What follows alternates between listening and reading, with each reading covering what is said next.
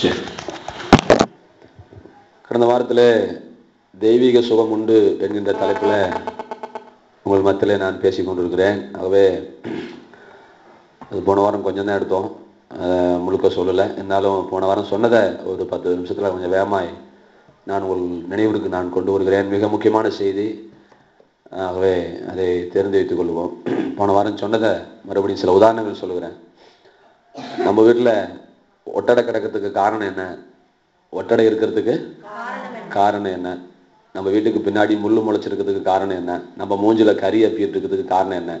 என் தலை இப்படி களைஞ்சிருக்கிறதுக்கு என்ன காரணம்? நான் இப்போ களைச்சிருக்கிறேன் ஒரு சும்மா, இப்படி தலை களைஞ்சிருக்குது, ஏன் இப்படி தலை களைஞ்சிருக்குன்னு கேட்குறேன்.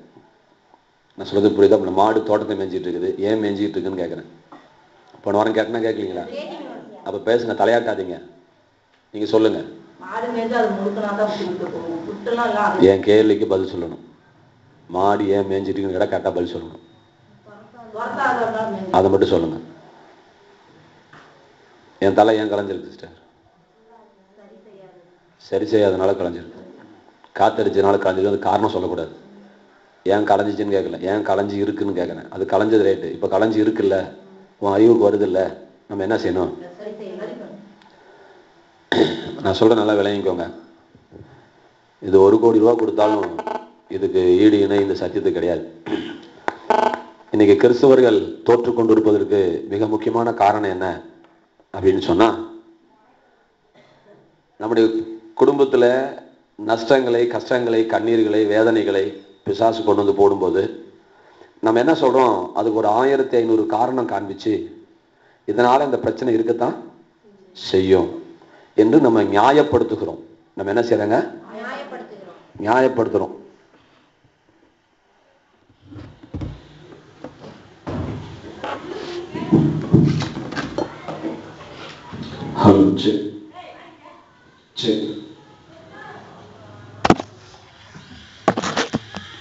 நம்ம என்ன செய்யறோம்? ஏதாவது ஒரு காரணத்தை சொல்லி அது அப்படிதான் இருக்கும், அது அப்படிதான். நம்ம என்ன பேசிட்டு இருக்கிறோம்னா, வேலி எடுக்கல அதனால மாடு மேயுதுன்னு காரணம் சொல்லிட்டு இருக்கிறோம். காத்தடிச்சதுனால தலை களைஞ்சிருச்சுன்னு நினைக்கிறோம். நேற்று ஒருத்த முள்ளு வெட்டிட்டு போனா அதுல இருந்து கீழே விழுந்த முள்ளு அதனால ரோட்ல கிடக்குதுன்னு நம்ம பேசிட்டு இருக்கிறோம். வந்ததுக்கு தான் காரணம் பேசிட்டு இருக்கிறோம் ஒழிய அது இருக்கிறதுக்குரிய காரணத்தை நம்ம பேச ரெடியா இல்லை. அது இருக்கிறதுக்குரிய காரணத்தை நம்ம பேச ரெடியா இல்லை. இருக்கிறதுக்கு என்ன சார் காரணம்? வந்ததுக்கு காரணம் விட்டுருங்க. வந்ததுக்கு காரணம் விட்டுடலாம். இப்போ எனக்கு கூட தான் 2 நாளா வந்து தொண்டை என்னன்னே தெரில, இந்த பாட்டு பாடணும்னு அவ்வளோ ஆசையாக இருந்தேன். ஆனால் இன்னைக்கு பார்த்து தொண்டை இப்படி கரம்பரம் ஆயிடுச்சு. 2 நாளாக எனக்கு வந்து இந்த தொண்டையில் அந்த பெயின் இருக்குது. அதுக்கு நான் திருப்பூருக்கு போயிட்டு வந்தேன். நைட்டு 11 மணிக்கு பனிக்காத்துல வந்தேன். அது காரணம் வேற, அதெல்லாம் இருக்கட்டும். இப்போ அது ஏன் இருக்குதுங்கிறது தான் பிரச்சனை. நம்ம என்ன சொல்லிட்டு இருக்கிறோம்? ஆமாம் பனியில் போனேன் அதனால வந்துச்சு. அதுக்கப்புறம் நம்ம என்ன ஸ்டெப் எடுக்கிறோம்? கிடையாது. அதுக்காக விக்ஸு போடலாமா, ஹால்ஸ் போடலாமா, அல்லது காஃப் சிரப்பு குடிக்கலாமா, இதுதான் யோசிச்சுட்டு இருக்கிறோம் இல்லையா? ஒரு தடவையாவது பிசாசே, என் சரீரத்தின் மீது உனக்கு அதிகாரம் கிடையாது, இயேசுவின் நாமத்தினாலே நான் ஏற்று நிற்கிறேன், எனக்கு தோல்வி கிடையாது, எனக்கு வெற்றி மட்டும்தான், எனக்கு வியாதி இல்லை, எனக்கு சுகம் மட்டும்தான், நான் இப்பவும் கட்டளை கொடுக்குறேன், இயேசுவின் நாமத்தினால் நீ புறப்பட்டு போ, என் தொண்டைக்குள்ள உட்கார்ந்து இருக்க உனக்கு அதிகாரம் இல்லை அப்படின்னு நம்ம என்ன செய்யணும்? சொல்லணும். சொல்லணும். இது மாத்திரமல்ல, குடும்பத்துல 1008 பிரச்சனை. புருஷன் சரியில்ல, பொண்டாட்டி சரியில்ல, பிள்ளை கணக்கு வரல, அவனுக்கு அது வரல, இவனுக்கு இது வரல, நம்ம பையன் கீழ்ப்படிய மாட்டேங்கிறான், ஏத்து பேசுறான் சிஸ்டர், ஏத்து பேசுறான், கீழ்ப்படியாம இருக்கிறான், எங்க வீட்டுக்காரரு என்னை விட மாட்டேங்கிறாரு. ஏன்னு கேட்டா அவரு அப்படிதாங்க.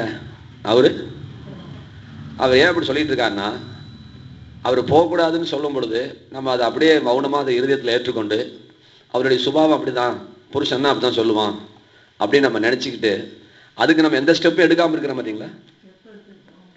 ஸ்டெப் எடுக்கணும். ஸ்டெப் எடுக்கணுங்கிறதுக்காக நான் சொல்லிட்டு இருக்கிறேன். நீங்க ஸ்டெப் எடுக்காட்டி நீங்க தோத்துருவீங்க. உங்க குடும்பத்துல எங்க ஓட்டம் இருந்தாலும் அதை நீங்க பார்த்துட்டு இருக்கணுங்கிற அவசியம் இல்லை. உங்க குடும்பத்துல, உங்க வாழ்க்கையில எங்க தோல்வி வந்தாலும் அதை நீங்க ஏற்றுக்கொண்டு வேணும்னு அவசியம். உங்க சரீரத்துல எங்க வியாதி வந்தாலும் நீங்க ஏற்றுக்கொண்டிருக்கணும்னு அவசியம். இதை மனசுல வச்சுக்கோங்க. தெய்வன் நமக்கு தெய்வீக சுகத்தை அவர் வைத்திருக்கிறார். ஆகவே அதை நம்ம வெற்றக்கூடாது. ரெண்டாவது, இறைவன் மிகப்பெரியவன் என்று போன தடவை நான் சொன்னேன். இறைவனுடைய இலக்கணம் என்னன்னு சொன்னாவே, அவர் யாரும் ஜெயிக்க முடியாதவர் தான் இறைவனா இருக்க முடியும். அவரை ஒருத்தர் ஜெயிச்சிட்டாருன்னா இறைவன் தன்னுடைய ஸ்தானத்தை இழக்கிறான், தன்னுடைய இலக்கணத்தை இழக்கிறான். அவன் இறைவனாகவே இருக்க முடியாது. என்ன தன சிஸ்டர் பேசுறது புரியுதுங்களா? நீங்களும் 2013 2012 முடிவு எடுத்துட்டீங்க, திருவிருந்துக்கு மட்டும்தான் தலையை காட்டணும் அப்படின்ட்டு. எல்லாத்துக்கும் அதான் சொல்றேன். வீட்டில் போய் முதல் கடவுள் இருக்கிறாரான்னு தெரிஞ்சுக்கோங்க. கடவுள் இருக்கிறாருன்னு தெரிஞ்ச பிறகு அப்புறமே அவருக்கு மரியாதை தரலாமே வேணா அப்புறம் வாங்க. அது தெரியாதனால தான் நம்ம டான்ஸ் ஆகிட்டு இருக்கோம். அது தெரியாட்டினா நம்ம காசை தெய்வமாக்கிடுவோம், வீட்டை தெய்வமாக்கிடுவோம். டாக்டர் செக் பண்ணி உடம்பெல்லாம் பர்ஃபெக்டாக இருக்குதுங்க அப்படின்னா எந்த பிரச்சனையும் இல்லைங்க அப்படின்னா நம்ம தைரியமாக இருக்கிறோம். நம்மளுடைய நம்பிக்கை இறைவன் மீது இருக்க வேண்டும் என்று தேவன் விரும்புகிறார். இல்லைன்னா நீங்கள் இறைவனை வழிபண்ண அவசியமே இல்லை. நம்ம ஏன் தாஜா பண்ணிட்டு காக்கா பிடிச்சிட்டு வர? சரி, இறைவன் யார்? இறைவனை ஒருத்தன் தோக்கடிச்சிட்டா, இறைவனை ஒருத்தன் ஜெயிச்சிட்டானா அவன் யாராயிடுறான்? தனுஷ சொல்லுங்க. இறைவனை ஒருத்தன் ஜெயிச்சிட்டானா அவன் யாராயிடுறான்? ஜெயிச்சவன். கேள்வி புரியலையா? நீங்களும் நானும் சண்டை போடுறோம். உங்களை நான் அடிச்சு உங்களை நான் தோக்கடிச்சிட்டேன். இப்ப நான் பெரியவனா நீங்க பெரியாளா? இப்ப இறைவனை ஒருத்தன் ஜெயிச்சானா இப்ப யார் பெரியாளு?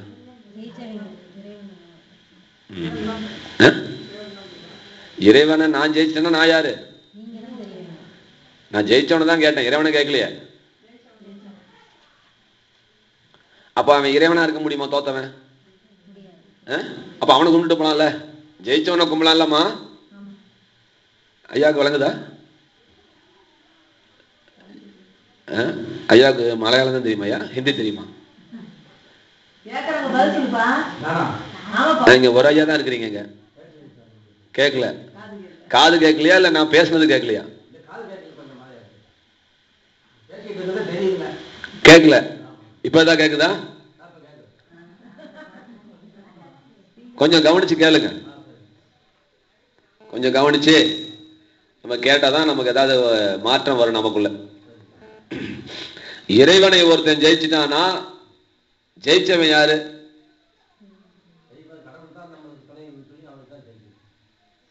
நம்ம கேட்கிற கேள்வி யாரும் மண்டைக்குள்ள கொண்டு போறது கிடையாது. நம்ம ஒரு பதில சொல்ல வேண்டியதான். இறைவனை இன்னொருத்தன் ஜெயிச்சுட்டானா அவன் யாருன்னு கேட்டங்கய்யா. இறைவனே இறைவனே உங்களை நான் ஜெயிச்சா நான் வீரங்களாம். இறைவனை ஜெயிச்சா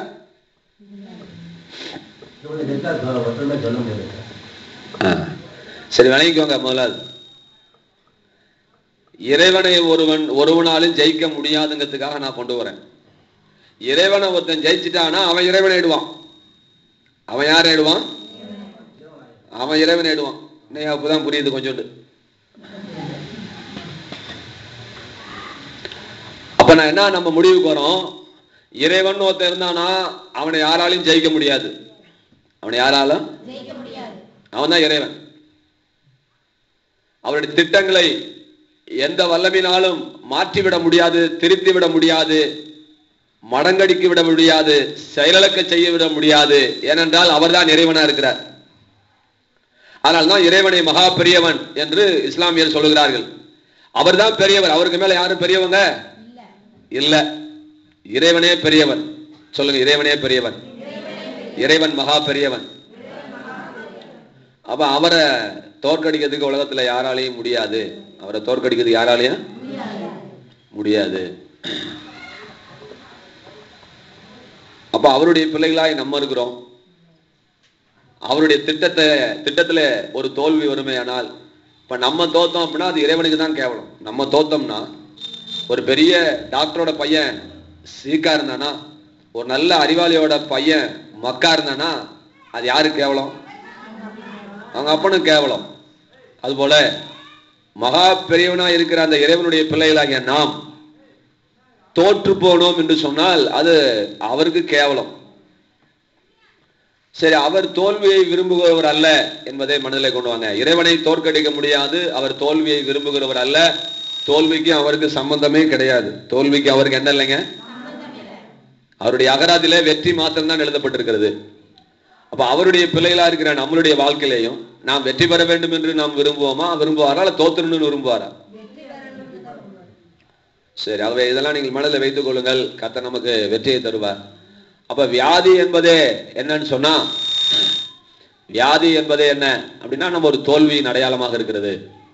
பிசாசு என்ன செஞ்சுட்டான், அவனுக்கு வியாதி வந்துச்சு, இவனுக்கு வியாதி வந்துச்சு, பைபிள்ல அவனுக்கு வியாதி வந்துச்சு, அதனால உனக்கும் வியாதி வரும், உனக்கும் அப்படின்னு சொல்லி நம்மளுடைய மனதெல்லாம் அவன் தவறாய் திருத்தி வச்சிருக்கிறான். இன்னொரு முக்கியமான விஷயம் சொல்லிடுறேன் இந்த இடத்துல. என்னன்னு சொன்னா, போன வாரம் சொல்லியிருந்தாலும் மறுபடியும் கவனிங்க.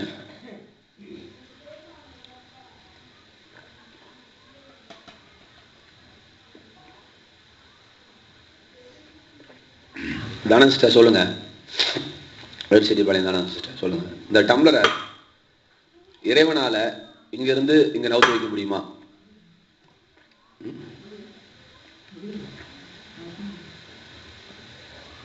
எத்தனை கோடி ரூபாய் பந்தயம் கட்டிக்கலாம்? உங்க வீடு என் வீட்டுக்கு பந்தயம், எத்தனை நாள் டைம் வேணும்? 1 வருஷம் டைம் தரேன்.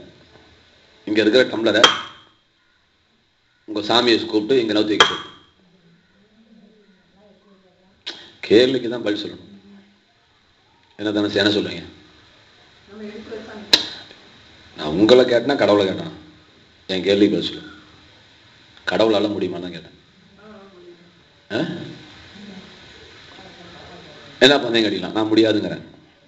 முடியவே முடியாதுங்கிறேன். முடியாதுன்னு சொல்லல, முடியவே முடியாதுங்கிறேன். சொல்லுங்க.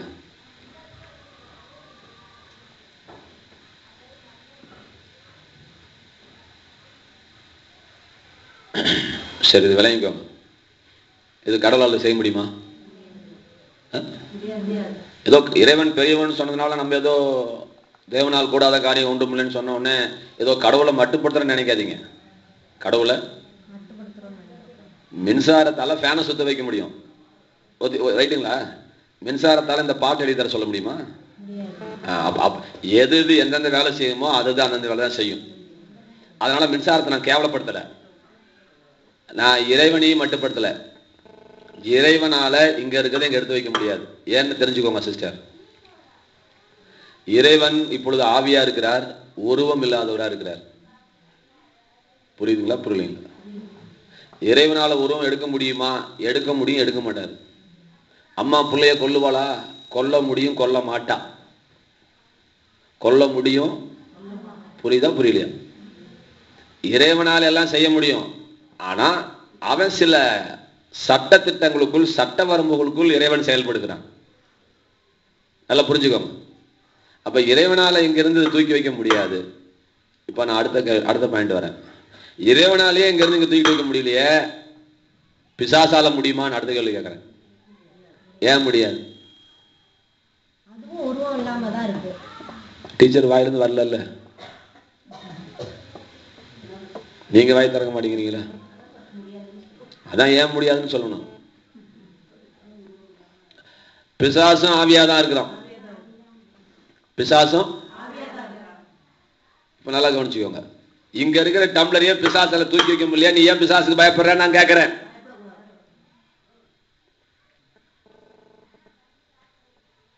அடுத்த பாயிண்ட். அப்ப பிசாசு நம்முடைய குடும்பத்தை அலக்கழிக்கிறானே எப்படி? கவனிக்கணும். இப்ப புரியுதா? பாயிண்ட்டுக்கு நான் வரேன், இந்த லாஜிக் புரிஞ்சுக்கோங்க. இந்த டம்ளரை பிசாசால இங்க இருந்து நகர்த்த முடியாது சார், 1 இன்ச் இல்ல சார், ஒரு நூல் கூட நகர்த்த முடியாது சார், எடுத்து வைக்க முடியாது. நல்லா புரியுதுங்களா? ஏதாவது காத்து அடிச்சு புசுன்னு தள்ளி விட்டாதான். அப்படின்னா உன் குடும்பத்துல அவன் பிரச்சனைகளை கொண்டு வருகிறானே, வியாதியை கொண்டு வருகிறானே, இதெல்லாம் எப்படிங்க? இதெல்லாம் எப்படி அப்படின்னா நான் வச்சுக்கோங்க, இருவருமே ஆவியாகத்தான் இருக்கிறார்கள், இருவருமே சூழ்நிலை மூலமாகத்தான் கிரியை செய்றாங்க. தெரிஞ்சுக்கோங்க சிஸ்டர். இறைவன் எப்படி செயல்படுகிறான், இன்னைக்கு பிசாசு எப்படி செயல்படுகிறான், இதை நம்ம எப்படி ஜெயிக்கணும், இதெல்லாம் நம்ம கத்துக்கிட்டா தான் ஜெயிக்க முடியும். சும்மா கோயிலுக்கு போய் அரகரா அரகரா, கந்தனுக்கு அரகரா, முருகனுக்கு அரகரான்னு சொல்றதுனால இல்லை. நீங்க கோயிலுக்கு வரனால இல்லை, நீங்க அழுகிறதுனாலயோ கெஞ்சறதுனாலயோ இந்த டம்ளர் இங்கிருந்து அங்க போறது கிடையாது. நீங்க எத்தனை நாள் அழுதாலும் அதை பத்தி கடவுளுக்கு கவலை கிடையாது. அம்மா புரியுதா புரியலையா? தோட்டத்துல மாடு மேய்ஞ்சிட்டு இருக்கு, நீங்க எத்தனை நாள் அழுதாலும் அந்த மாடு போறதுல தின்னுட்டு தான் போகுது. அது எப்ப போகணும்னு நினைக்குதோ அப்பதான் போக முடியும். நீ ஜெபம் பண்ணதுனால மாடு போகாது, நீ ஜெபம் பண்ணதுனால மாடு போகாது. இப்ப இத பிசாசு எடுத்து வைக்கல, தேவன் எடுத்து வைக்கல, பிசாசால முடியல. இப்ப 2 பேரும் ஆவியா இருக்கிறாங்க. அப்புறம் எப்படி செயல்படுறாங்க அப்படின்னா 2 விதமா செயல்படுறாங்க. நான் வச்சுக்கோங்க, ஒண்ணு சிந்தையிலே அவர் செயல்படுகிறார்கள், 2வது சூழ்நிலையின் மூலமாக செயல்படுகிறார்கள். டீச்சருக்கு நோட்ஸ் தேவையில்லை, ஏன்னா பாட்டு தான் தேவை இல்லைங்களா? அதனால பிரசங்கம் தேவையில்லை, அதுவும் தேவையில்லை. நமக்கு என்ன கல்யாணம் ஆயிடுச்சு, பேரம் பேத்தி எடுக்க போறோம். இந்த பையனுக்கு ஒருத்தன கல்யாணம் ஒன்று ஆயிடுச்சுன்னா அக்கடான்னு கண்ணை மூடிடுவேன். ரிட்டையர் ஆயிடுச்சுன்னா கொஞ்சம் 4 லட்ச ரூபா பணம் வரும்.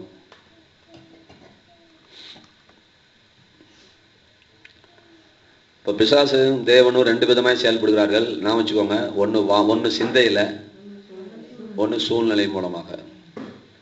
அப்ப என்ன நடக்குதுங்க, நம்ம ஏன் தோக்குறோம்? பிசாசு நம்முடைய வாழ்க்கையில எப்படி செயல்படுகிறான் அப்படின்னா, அவன் நம்மளை டச் பண்ற இடமே நம்மளுடைய சிந்தனை தான். நல்லா புரிஞ்சு, நம்ம முடிய தொட முடியாதனால, ஹலோ, நம்ம முடிய கூட அவனால தொட முடியாது. என்னங்க,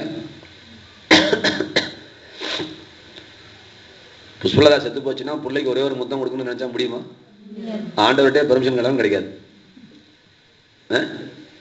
அங்கதான் உடம்ப எடுத்தாச்சே, இந்த உடம்ப எடுத்தாச்சு, தான் குழியில போட்டு புதைச்சிட்டாமே, அப்புறம் எங்க முத்தம்? பிள்ளையே தெரியும், ஆனா நீ முத்தம் கொடுக்க முடியாது. திரும்பி திரும்பி நான் என்ன சொல்ல வரேன், பிசாசால ஒன்றும் செய்ய முடியாது. அப்ப எப்படி செயல்படணும் அப்படின்னா, அவன் என்ன செய்யறான், நம்முடைய சிந்தனையில அவன் சிந்தையை தொடுகிறான், நம்முடைய எண்ணங்களை தொடுகிறான். என்ன தொடுறான்? நீ மலைக்கு நீ திருப்பூர் போயிட்டு வந்த, பனியில நல்ல பனிக்காத்து வந்துருச்சு, ஜன்னல் வரம்பு உட்காந்துட்டு வந்த. அப்ப எனக்கு தொண்டை பிரச்சனை இல்லை, நல்லா கவனிங்கள, அப்ப நல்லா தான் இருந்துச்சு. நான் 2 நாள் கழிச்சுதான், நேத்து தான் எனக்கு இந்த த்ரோட்ல எனக்கு பிரச்சனை ஆரம்பிக்கும். நேத்து இப்ப பரவாயில்ல. நேத்தெல்லாம் 1 லட்சம் 1 கோடி தடவை ஒரு வார்த்தை கூட பேச முடியல. அங்க அறிவிட்டே இருக்கு, நான் இப்படி செஞ்சுட்டே இருக்கிறேன். கரகரன்னு இருக்குது. அது என்ன தெரியல. அது 2 வேற மாத்திரை வேற போட்டேன்.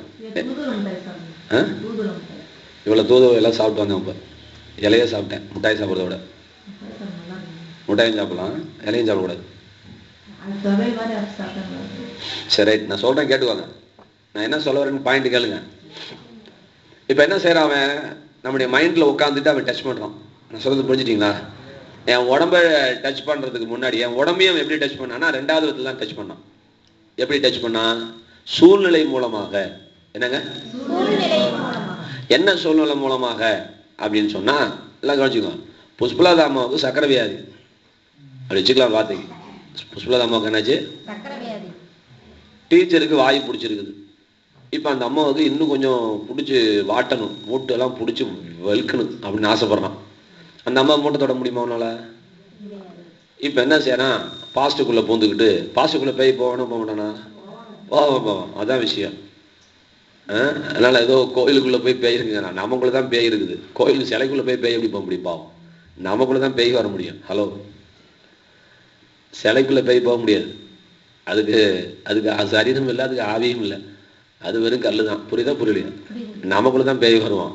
அப்ப பாஸ்டருக்குள்ள பேய் பூந்துக்கிட்டு, டீச்சர் நீங்க என்ன செய்வீங்கன்னு தெரியாது, நீங்க எங்க ஊர்ல நீங்க சாப்பிட்டே ஆகணும், உங்களுக்காகவே நான் செஞ்சு கொண்டு வந்துருக்கிறேன். என்ன வாத்து முட்டைங்க அடிச்சு, பெரிய முட்டை. இவங்களுக்காக ஏற்கனவே முட்டையை திங்காம முட்டையை பார்த்த உடனே சரி வரட்டும், சோத்திரம் சோத்திரம் சோத்திரம் சோத்திரம் சோத்திரம் அப்படின்னு ஒரு வாத்து முட்டை என்ன செஞ்சாச்சு, சாப்பிட்டாச்சு. வீட்டுக்கு மத்தியானம் வேலை செஞ்சு நல்லாதான் இருக்கும். சாயங்காலம் வீட்டுக்கு கிளம்பும் பொழுதுதான் அதிகமாவா எந்திரிக்க முடியாது சீட்டை விட்டு. இப்ப என்னாச்சு, இழுத்து பிடிச்சிச்சு, அப்புறம் மூட்டு வலி, முழங்கால் வலி. இப்ப கவனிக்கணும், அவனால நம்மள டைரக்டா தொட முடியாது. சூழ்நிலையை கொண்டு வந்து உன்னை பாதிப்புகள் ஆக்கி, புரியுதுங்களா? வேணி இப்போ வரும்போது ஃபோன் பண்ணிச்சு, துறையூரில் எங்கே வந்துருக்குன்னு கேட்கறதுக்கு. அப்போ ஒரு பாஸ்ட் என்கிட்ட பேசிக்கிட்டு இருந்தாரு இந்த ஃபோனில்.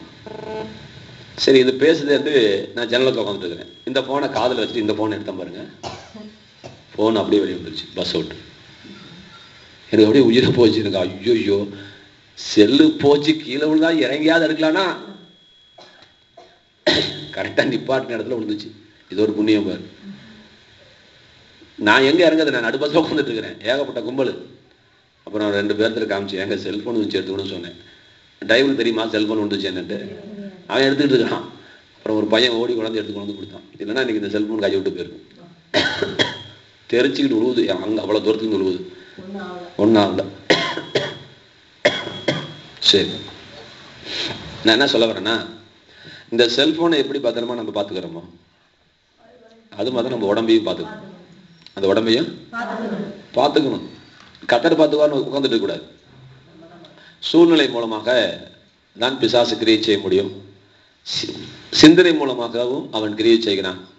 முதலாவது அவன் சிந்தனையை தான் அட்டாக் பண்றான். சூழ்நிலை கூட நம்ம சமாளிச்சுக்கலாம். கவனிங்க, சிந்தனை மூலியமா நீங்க எப்படி பேசுறான்னா, அவ்வளவுதான், உனக்கு வயசாயிடுச்சு, உன் குடும்பம் சரியில்லை, உன் சூழ்நிலை சரியில்லை, நீ கார் வாங்க முடியாது, நீ வீடு வாங்க முடியாது, நீ நல்ல செல்போன் கூட வாங்க முடியாது, நீ பட்டு சேலை கூட. ஆமாம், சரஸ் சிஸ்டர் கிட்ட போய் பட்டு சேலை 2013 எடுப்பீங்களான்னு கேட்டா இன்னும் நான் யோசிக்கவே இல்லைங்க. அதை பத்தி எவ்வளவு அருமையான பிசாசு பார்த்தீங்களா? யோசிக்க கூட விடலவன் என்ன செஞ்சுட்டான்? இந்த யோசிக்கிறதை பத்தி கொஞ்சம் பேசுறேன், அதை நீங்க தெரிஞ்சு வச்சுக்கோங்க.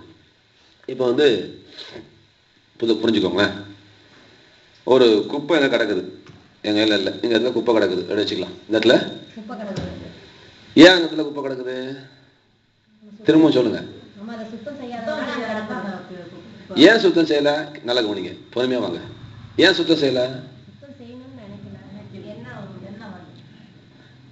அந்த எண்ணம் உங்களுக்குள்ள வரல. இப்ப நல்லா புரிஞ்சுட்டீங்களா? இப்ப எங்க வந்துச்சு பாத்தீங்களா? சிந்திக்கு வந்துச்சு. சிந்திக்கு வந்துச்சு பாத்தீங்களா? அப்ப நீ நினைச்சா தானே முதல் செய்ய முடியும். இன்னைக்கு கத்திரிக்காய் குழம்பு வரதுக்கு முன்னாடி புரியுதுங்களா? முதல் நீங்க ஒரு முடிவு பண்ணீங்க, இன்னைக்கு கத்திரிக்காய் குழம்பு வைக்கணும், புளிக்குழம்பு. எனக்கா சொல்லாதீங்க, இதை விட்டுட்டீங்கன்னா இதை பிடிச்சிக்கிட்டீங்கன்னா வாழ்க்கையை பிடிச்சியாச்சுன்னு அர்த்தம். சொல்லு, புரிஞ்சுட்டீங்களா? நேற்று ஒரு பொண்ணு கும்பகோணத்துல இருந்து திருச்சிக்கு வருது ஆராதனைக்கு, 4 மணி நேரம் டிராவல். பாவம். இந்த பொண்ணு செல்போனு ரிப்பேர் ஆயிடுச்சு. என் நம்பர் அதில் இருக்குது, எல்லாம் போச்சு. எல்லாம் போச்சா? எந்த இடத்துல கூட நடக்குதுங்கிறது தெரியாது. ஒரு தடவை வந்துச்சு, மறந்துச்சு நைட் வந்ததுனால. யோசிச்சு பாருங்க, திருச்சி சிட்டி.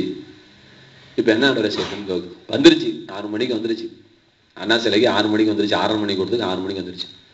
அப்போ பஸ்ஸிலலாம் என்ன ஜெபம் பண்ணுது? ஆண்டவரே, எனக்கு வீடு தெரியாது, தயவுசெய்து என் கண்ணில் ஒரு விசுவாசிக்கார நான் நடுவில் நின்றுட்டு இருக்கிறேன் அப்படின்னு ஜெபம் பண்ணிட்டு வந்துருக்கிறேன். ஜெபம் பண்ணிட்டு வந்தோடனே நல்லா கவனிங்க, இந்த அம்மா பஸ்ஸை விட்டு கூட இறங்கலையா, டவுன் பஸ் விட்டு கூட. அந்த கூட்டம் நடத்துகிற வீட்டுக்கார அம்மாவுக்கு என்னைக்குமே 6:45 தான் வரும். நேற்று 5:55 வந்துருச்சு.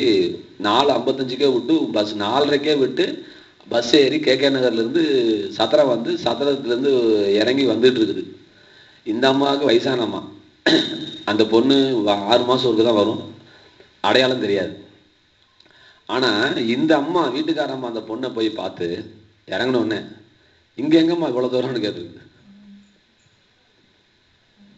எப்படி பாருங்களேன், இடம் தெரியாம கூட்டத்துக்கு அதான் ஜாப் மாட்டான். அம்மா உங்க வீட்டுக்கு தான் கூட்டத்துக்கு வரேன்னு சொன்னோன்னே வாமான்னு கூட்டி விட்டான். ஒரு நொடி கூட வீணாகாமல் அற்புதமாய் தேவன் கொண்டார. சரி, இது ஒரு சாட்சிக்காக சொன்னேன். நம்ம தெய்வத்தை அன்றாட வாழ்க்கையில பயன்படுத்துங்கன்னு சொல்லுவேன். உங்க வாழ்க்கையில பயன்படுத்துங்க. இறைவன் அதுதான் சாமி கும்பிடுறோம். நீ உட்காந்து ரோட்ல நின்று 1/2 மணி நேரம் அழுதுட்டு இருக்கிறதுக்காக சாமி கும்பிடல. அதுதான் டைம் இருந்துச்சு. ஏற்கனவே பஸ்லேயே ஜாப் பண்ணிருச்சு. சாமி எனக்கு செல்போனுக்கு இல்லை, இது ஏன் தப்பு இல்லை? அந்த பொண்ணு சொல்லுது, செல்போன் எங்கிட்ட இல்லை, நம்பர் எங்கிட்ட இல்லை, தப்பு என் மேல இல்லை. நான் இப்போ மீட்டிங் போறேன், எனக்கு வந்து இடம் தெரியாது, நீங்க தான் காட்டணும். அண்ணா சிலைன்னு ஒன்று தான் தெரியும், எனக்கு கிழக்கு மேல கூட தெரியாது. ஆண்டவரே, நான் அண்ணா சிலையில் போய் எங்க நிற்க போறப்போ தெரியாது, நீங்க எனக்கு வழி நடத்துங்கன்னு சொன்ன உடனே 5 தெரு போகுது அண்ணா சிலையில. இது ஏதோ ஒரு தெருவு மாறி போய் நின்றுந்தா கூட மிஸ் பண்ணியிருப்போம். பாருங்களேன், கத்தர் கரெக்டா வந்து பார்க்க வச்சிருக்கிறார். அந்த அம்மா கண்ணில் பட வச்சு இந்த அம்மாவை சீக்கிரமே கிளம்ப வச்சு. சரிங்க, இப்ப பிசாசு நம்மளை எங்க தொடுறான் அப்படிங்கிறப்ப நல்லா கவனிங்க, நம்மளுடைய சிந்தைய தொடுறான். நீங்க ஜெயிக்க முடியாது, உருப்பட முடியாது அப்படின்னு சொல்லி உங்க சிந்தையில அவன் வேலை செய்யறான். அதனால நீங்க என்ன செஞ்சிடுறீங்க, அது ஆமான்னு சொல்லி வாங்கிக்கிறீங்க. அதான் அந்த சிந்தனை முக்கியம் நான் சொன்னேன் இல்லைங்களா? அப்ப அந்த சிந்தனை ஏன் முக்கியம்னா, அது ஏன் வியாதி கிடக்கு, அந்த முள் அங்க கிடக்குதுன்னா, முல்லை எடுக்கணுங்கிற எண்ணமே உனக்குள்ள என்ன, அப்புறம் எப்படி முள்ள எடுத்து போடுவோம்? ஏன் சர சிஸ்டர் பட்டு சேலை எடுக்கல இன்னும் அப்படின்னு சொன்னா, இன்னும் பட்டு சேலை எடுக்கலாங்கிற அந்த எண்ணத்துக்குள்ளே யார் வரல? அந்த எண்ணமே உதயம் அவங்களே. அம்மா இது புரியுதா புரியலீங்களா? யானை வரும் பின்னே மணி ஓசை வரும் முன்னே. யானை வரும் பின்னே மணி ஓசை வரும் முன்னே. புரியுதுங்களா? செயல் நடக்கும் பின்னே சிந்தனை வரும் முன்னே. அப்ப இது நல்லா திரும்பி திரும்பி மனசுல வச்சுக்கோங்க. கத்திரிக்காய் குழம்பு வரதுக்கு முன்னாடி கத்திரிக்காய் குழம்பு வைக்கிறங்கிற சிந்தை உருவாகணும். சரியா தப்பா? அப்ப நம்ம வெற்றி பெறுவதற்கு முன்பு நமக்கு ஒண்ணு தேவை. என்ன தேவை? வெற்றி பெறணும், வெற்றி பெறுவேன் அப்படிங்கிற எண்ணம் உனக்குள்ள வராட்டினா நீ வெற்றி பெற. வீடு கட்டணுங்கிற எண்ணம் உனக்குள்ள வரலன்னா நீ வீடு கட்ட மாட்ட. நான் வாழணும், நான் சாதிக்கணும்னு நினைக்காதவன் உலகத்துல சாதிக்க போறது கிடையாது. ஏன்னா உனக்குள்ள அதே வரலையே. அம்மா புரியுதா புரியலையா? திருச்சிக்கு போகணும்னு நீங்க நினைக்காம திருச்சிக்கு போறீங்க யாராவது? சொல்லுங்க. சேலையவே பீரோல பார்த்தாலும் இன்னைக்கு இந்த சேலை கட்டலாம் நீங்க முடிவெடுத்த பிறகுதான் அந்த சேலையை எடுக்கிறீங்க. 5 சேலையை பாக்குறீங்க. பாத்தீங்களா சிஸ்டர்? பார்க்கிறோம். பார்த்துட்டு இன்னைக்கு இந்த சேலை கட்டிட்டு போலாம் அப்படி நீங்க தான் டிசைட் பண்றீங்க. டிசைட் பண்ணதுக்கு அப்புறம் தான் அது உங்க உடம்புல வந்துச்சு. அப்ப சேலையே உங்க உடம்புல வரதுக்கு முன்னாடி, குழம்பே உங்க சட்டியில வரதுக்கு முன்னாடி, சோறே உங்க தட்டுக்கு வரதுக்கு முன்னாடி என்ன தேவைப்படுச்சு? சிந்தனை தேவைப்படுச்சு. இப்ப சிந்தனை, இப்ப இந்த சிந்தனை மண்டலத்துலதான் இறைவனும் பிசாசும் கிரியை செய்யறாங்க.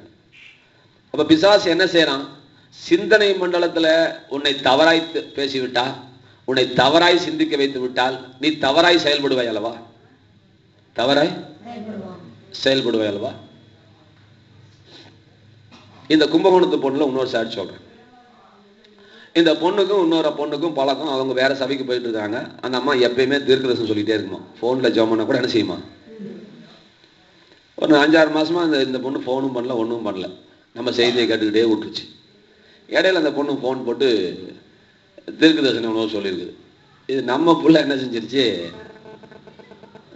பைபிளே நமக்கு இருக்குது, இது ஏற்கனவே பைபிள்ல போட்டிருக்குது, எதுக்கு தீர்க்கதரிசனங்கிற மாதிரி உள்ள விட்டுருச்சு. ஆர்கியூமெண்டே வந்துருச்சு. இப்ப பாருங்க, அந்த தெளிவு வருது பாருங்க அவங்களுக்குள்ள. தீர்க்கதரிசனத்தை விட நம்ம நல்லா இருக்கணும் தேவன் விரும்புறாருங்கிறத ஆணித்தனமான எண்ணத்துக்குள்ள வந்தாச்சு.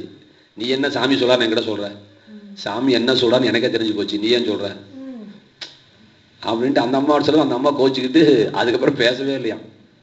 எப்பயுமே ஒழுங்கா பேசுற அம்மா பேச்சே நிறுத்திருச்சான். தீர்க்கதரிசனம் சொல்ற அம்மா, நீ எனக்கு போன்ல தீர்க்கதரிசனம் சொல்லாத இருந்துச்சு. இதுதான் விஷயம். நீ சொல்லி நான் வாழணும்னு அவசியம் இல்லை. நான் வாழணும்னு தேவன் விரும்புறாரு, நான் ஜெயிக்கணும்னு விரும்புறாரு, நான் சாதிக்கணும்னு விரும்புறாரு, நான் நல்லா இருக்கணும்னு விரும்புறாரு. நீ என்ன சொல்ற புதுசா இருந்துச்சு. அந்த அம்மாவுக்கு ஒரே ஷாக்கு. இப்படி உலகத்துல ஒரு விசுவாசி இருப்பாங்களா? எதுக்காக சொல்ல வந்தேன்னா, அவங்களுடைய சிந்தையில எல்லாம் பிசாசு ஏமாத்திடுறான். அது இன்னைக்கு என் பிரசங்கம் அல்ல. நேரத்தெல்லாம் அதான் பிரசங்கம் பண்ண கப்பம்பரில். அடுத்த வாரம் தான் பண்ணணும்னு நினைக்கிறேன். பிசாசு என்ன செஞ்சான், சிந்தையில உட்காந்துக்கிட்டு உனக்கு கஷ்டம் இருக்கும், உனக்கு பாடுகள் இருக்கும். ஏன்னா வசனத்துக்கு அது கொஞ்சம் கையில் எடுத்துக்கிறோம். அநேக உபத்திரங்கள் வழியாய் தேவனுடைய பிள்ளைகள் பரலோக ராஜ்யத்துக்குள் பிரவேசிக்க வேண்டும் அப்படின்னு சொன்ன உடனே என்ன செஞ்சாரான்? இன்னும் 4-5 வருஷம் வேகமா சொல்றேன் பாருங்க. இதான் நேற்று பிரசங்கம், இது உங்களுக்கு அடுத்த வாரம் பிரசங்கம். நான் வியாக்கியானம் கொடுக்கல, வசந்த மட்டும் சொல்றேன். ஏசுநாட்ட போய் திராட்சரசம் குறைஞ்சு போன பிறகு திராட்சரசம் அவங்க அம்மா கேட்குது, எங்க திராட்சரசம் குறைஞ்சு போச்சு என்ன செய்யலான்னு கேட்ட உடனே அற்புதம் எதை செய்யுங்கன்னு கேட்குது அவங்க அம்மா. அப்ப இவர் சொன்னாரு, என் வேலை இன்னும் வரலமா. என் வேலை என்ன? அடுத்தது, ஏற்ற காலத்துல இவங்களை உயர்த்தும்படிக்கு அவருடைய பலத்த கரத்துக்குள்ள அடங்கிருங்கள். அவருடைய ஏற்ற காலம் சொல்லுங்க. அங்க வேலை வரலன்னாரு, இங்க ஏற்ற காலம்னாரு. பிரசங்கியில நட ஒரு காலம் உண்டு, நட்டதை பிடுங்க ஒரு காலம் உண்டு, கட்ட ஒரு காலம் உண்டு, இடிக்க ஒரு காலம் உண்டு. அப்ப எல்லாத்துக்கும் என்ன இருக்குது? அப்ப நீ ஏப்பா வாழ்க்கையில வெற்றி பெறலன்னா இன்னும் உனக்கு நேரம் வரலப்பா. எப்படி? இதெல்லாம் பேய் என்ன செய்யறான், சிந்தனை போயிட்டு இப்படி தவறா செட் பண்ணிடலாம். அதுக்கப்புறம் நல்லா கவனிங்க, ஸ்டேரிங்க நான் மேற்கு திருப்பி கட்டி விட்டுறேன். ஸ்டேரிங்க கட்டி விட்டுறேன். காரு கிழக்கு போகாம மேற்கு போகாம?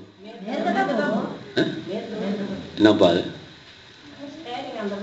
ஸ்டேரிங்க நான் திருப்பி கட்டி விட்டேன், வண்டி எடுத்துட்டு போமாங்கிறேன். வண்டி அங்க போகும். அது போல உங்க சிந்தனை அவன் தவறாய் திசை திருப்புகிறான். உங்கள் சிந்தனைகளை திசை திருப்பி அவன் ஏமாத்த பார்க்கறான். அவை தயவுசெய்து ஏமாந்துடாதீங்க. அவை மிக முக்கியமான காரியங்கள். ஆகவே உங்கள் சிந்தனையில ஏதோ ஒரு காலம் இருக்குது அப்படின்னு சொல்லிட்டு ஏமாந்துட்டு இருக்காதீங்க. நான் அந்த செய்தியை கூட எடுத்துறேன். அந்த காலம் இருக்குங்கிறது என்ன அர்த்தம் நான் சொல்ல பிரிவு வச்சிடறேன். காலம் என்னங்க, நேரம் வருதா, ஏற்ற காலம் வரலைங்கிறாரே, என் வேலை இன்னும் வரலைங்கிறாரே, என் வேலை என்ன வரலைங்கிறாரே, அதுக்கு என்னங்க அர்த்தம் அப்படிங்கிறத உங்களுக்கு நான் புரிய வச்சிடறேன். 2-3 உதாரணங்கள் சொல்றேன், நீங்க புரிஞ்சுக்கோங்க. இயேசுநாதர் என் முதல்ல ஊழியத்தை ஆரம்பிக்கும் போது வயசு அவருக்கு 30 வயசு தான் ஞானஸ்நானம் எடுத்தாரு. 30 வயசுல இருந்து 33 வயசு வரைக்கும் அவர் ஊழியம் செஞ்சுட்டு செத்துட்டார். அப்ப 30 வயசு வரைக்கும் அவர் என்னதான் செஞ்சாரு அப்படின்னா, அவங்க அம்மா அப்பாவுக்கு பிள்ளையா இருந்து, ரைட்டுங்களா, எப்பயும் போல அவர் சாப்பிட்டு, எப்பயும் போல பாத்ரூம் போயிட்டு, எப்பயும் போல உளியை எடுத்து செதுக்கி, அவங்க அப்பா என்ன சொன்னாரோ, அவங்க அம்மா என்ன சொன்னாங்களோ, கடைக்கு போடாம வேணும்னா கடைக்கு போனாங்க, கல்யாணத்துக்கு போயிட்டு போயிட்டாங்க, அரிசி வேணும்னா பருப்பு வேணா வாங்கிட்டு வந்தாரு. இதுதான் 30 வருஷம் செஞ்சாரு. 30 வருஷம் தான். 30 வருஷத்துக்கு மேலதான் ஞானஸ்நானம் எடுத்த பிறகு தன்னுடைய ஊழியத்தை துவக்கினார். இப்ப கல்யாண வீட்டுக்கு போகும்போது திராட்சரசம் குறைஞ்சு போச்சு, திராட்சரச அற்புதம் செஞ்சு கொடுங்கன்னு அவங்க அம்மா கேட்டனா, இவர் என்ன சொன்னாரு, இன்னும் என் வேலை, இவர் ஊழியத்தை ஸ்டார்ட் பண்ற நேரம் வரல. சொன்னவரு செஞ்சாரா செய்யலையா? அப்பயே செஞ்சாரு, அதே இடத்துல செஞ்சார். சொன்னாரு என் வேலை வரலன்னு சொன்னார், சொல்லிட்டு செஞ்சாரா செய்யலையா? இதே 1 வருஷத்துக்கு முன்னாடி சொல்லி செஞ்சிருப்பாரா? ஏன்னா இவர் டைம், அதான் இவர் டைம்னா என்ன அர்த்தம்னா, இவரு 30 வயசுக்கு மேலதான் ஊழியம் பண்ணி இவரு முடிவு பண்ணி வச்சிருக்கிறாரு. ஆனா செஞ்சார், அந்த அற்புதத்தை செஞ்சார். இப்ப ஏற்ற காலத்துல உங்களை வேற்றுபடிக்கு அப்படின்னா அது என்ன அர்த்தங்க? ஏற்ற காலம்னா என்ன அர்த்தங்க? அப்போ ஒரு நேரத்தை வச்சிருக்காருல தேவன். அப்ப நீங்க முன்னேறதுக்கு, விடுதலை ஆகிறதுக்கு ஒரு நேரம் இருக்குன்னு யார் சொல்றா? பிசாசு சொல்றான். டீச்சர் காதை கொடுத்து கேளுங்க. இப்படி ஆண்டவர் சொல்றாருன்னா 100க்கு 99 பேர்ல 1000க்கு 999 பேர் ஏமாந்து கிடக்கிறான். தெரிஞ்சுக்கிட்டீங்களா? இன்னைக்கு பாடின பாட்டில் ஒரு தப்பு இருக்கு தெரியுமா உங்களுக்கு? நான் பாடல, நான் சொல்றதுக்கு நேரம் இல்லை. நான் சொல்றேன், தெரிஞ்சு வச்சுக்கோங்க. அது சொல்லணும்னு நினைச்சிட்டேன்னா நீங்க அதை எடுக்கிறார் ஆண்டவர், இதனால தெரிஞ்சு வச்சுக்கோங்க. அதை நீங்க எழுதல, பயப்படாதீங்க, நான் சொல்றேன். இல்ல இதுல சரணத்துல வருது, கவனிங்க. என்ன தெரியுமா அது? சொந்தங்கள் பிரிந்து விடும், பந்தங்கள் பறந்து விடும், தாய் தந்தை என்னை மறப்பான்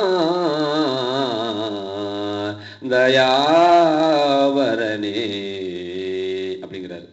இது என்ன தப்பு தெரியுதுங்களா? கவனிங்க. சொந்தங்கள் பிரிந்து விடும், பந்தங்கள் பறந்து விடும். இப்படியே பாடி பாடி பாடி பாடி பாடி நம்பாளுங்க. சொந்தங்கள் என்ன செஞ்சது? ஏன்னா அவன் மைண்ட்ல என்ன எழுதியிருக்கான் பாத்தீங்களா? கர்த்தர்கிட்ட வந்தானாவே சொந்தம் பிரிஞ்சிடும், பந்தம். ஏசுனாரா நாயப்பனை விட்டு வந்தா ஒளிஞ்சாரு? இல்ல சண்டை போட்டு வந்தாரா? ஏன் அவருக்கு பிரியல?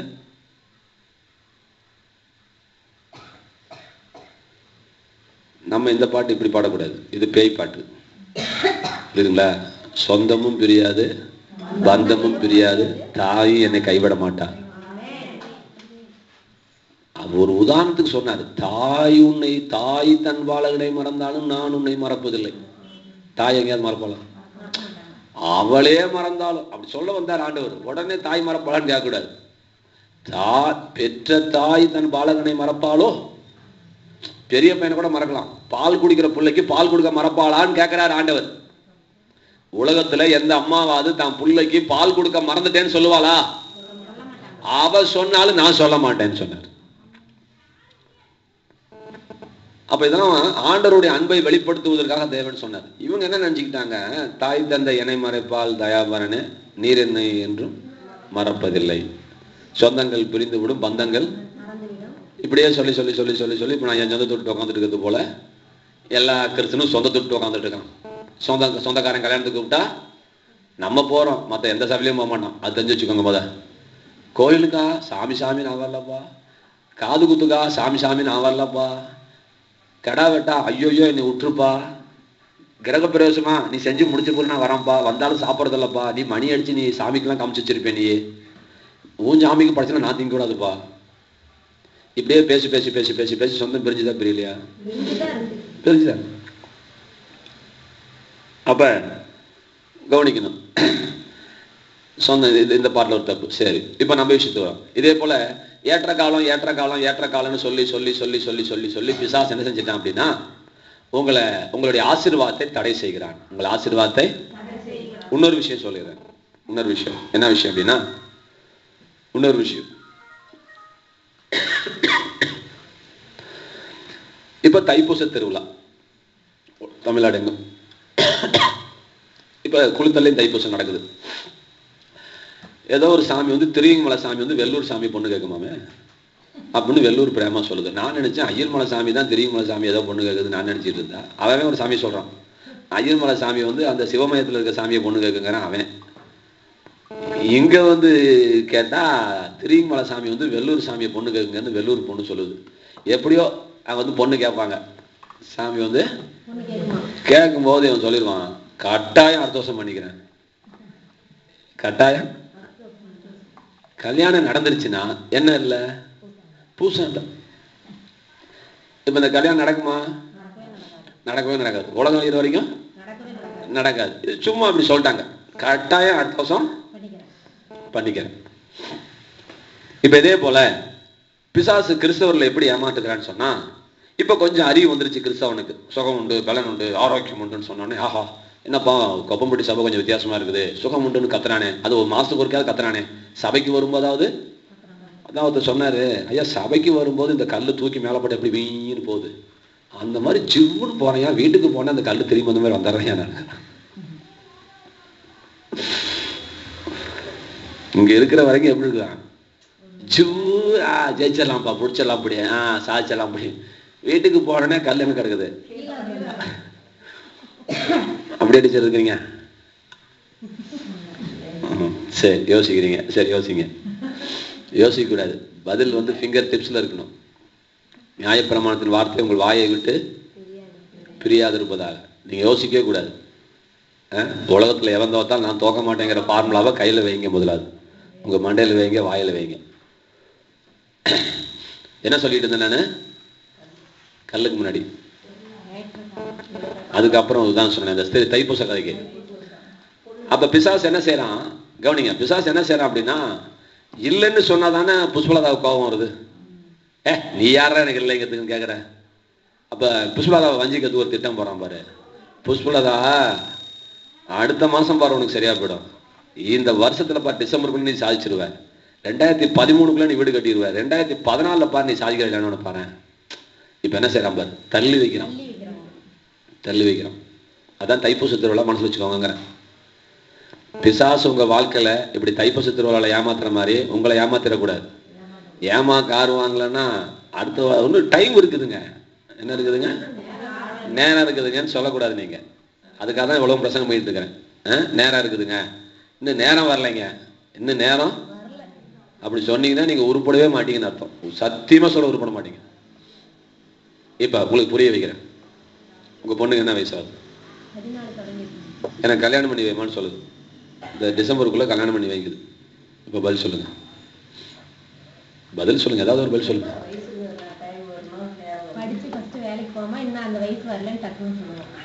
இந்த வயசு வரல, வெயிட் பண்ணுமாங்கிறீங்க. ஒரு வார்த்தை அப்படி வச்சுக்க, உங்களுக்கு புரியுதுக்காக சொல்ல வரேன். வெயிட் பண்ணுமா, அம்மாவுக்கு அப்பா கல்யாணம் பண்ணிடுதுன்னு தெரியும், நீ கொஞ்சம் வெயிட் பண்ணு, நீ கொஞ்சம். இப்ப அம்மா யாரை வெயிட் பண்ண சொல்லுச்சு? நல்லா கவனிங்க, அம்மா யாரை வெயிட் பண்ண சொல்லுச்சு? கவனிக்கிறீங்களா? அந்த கடைசியா வந்த அம்மா இலை விழுந்த வீட்டுல போய் இலை விழுந்த மாதிரி உக்காந்துக்கிட்டு என்ன மோடா.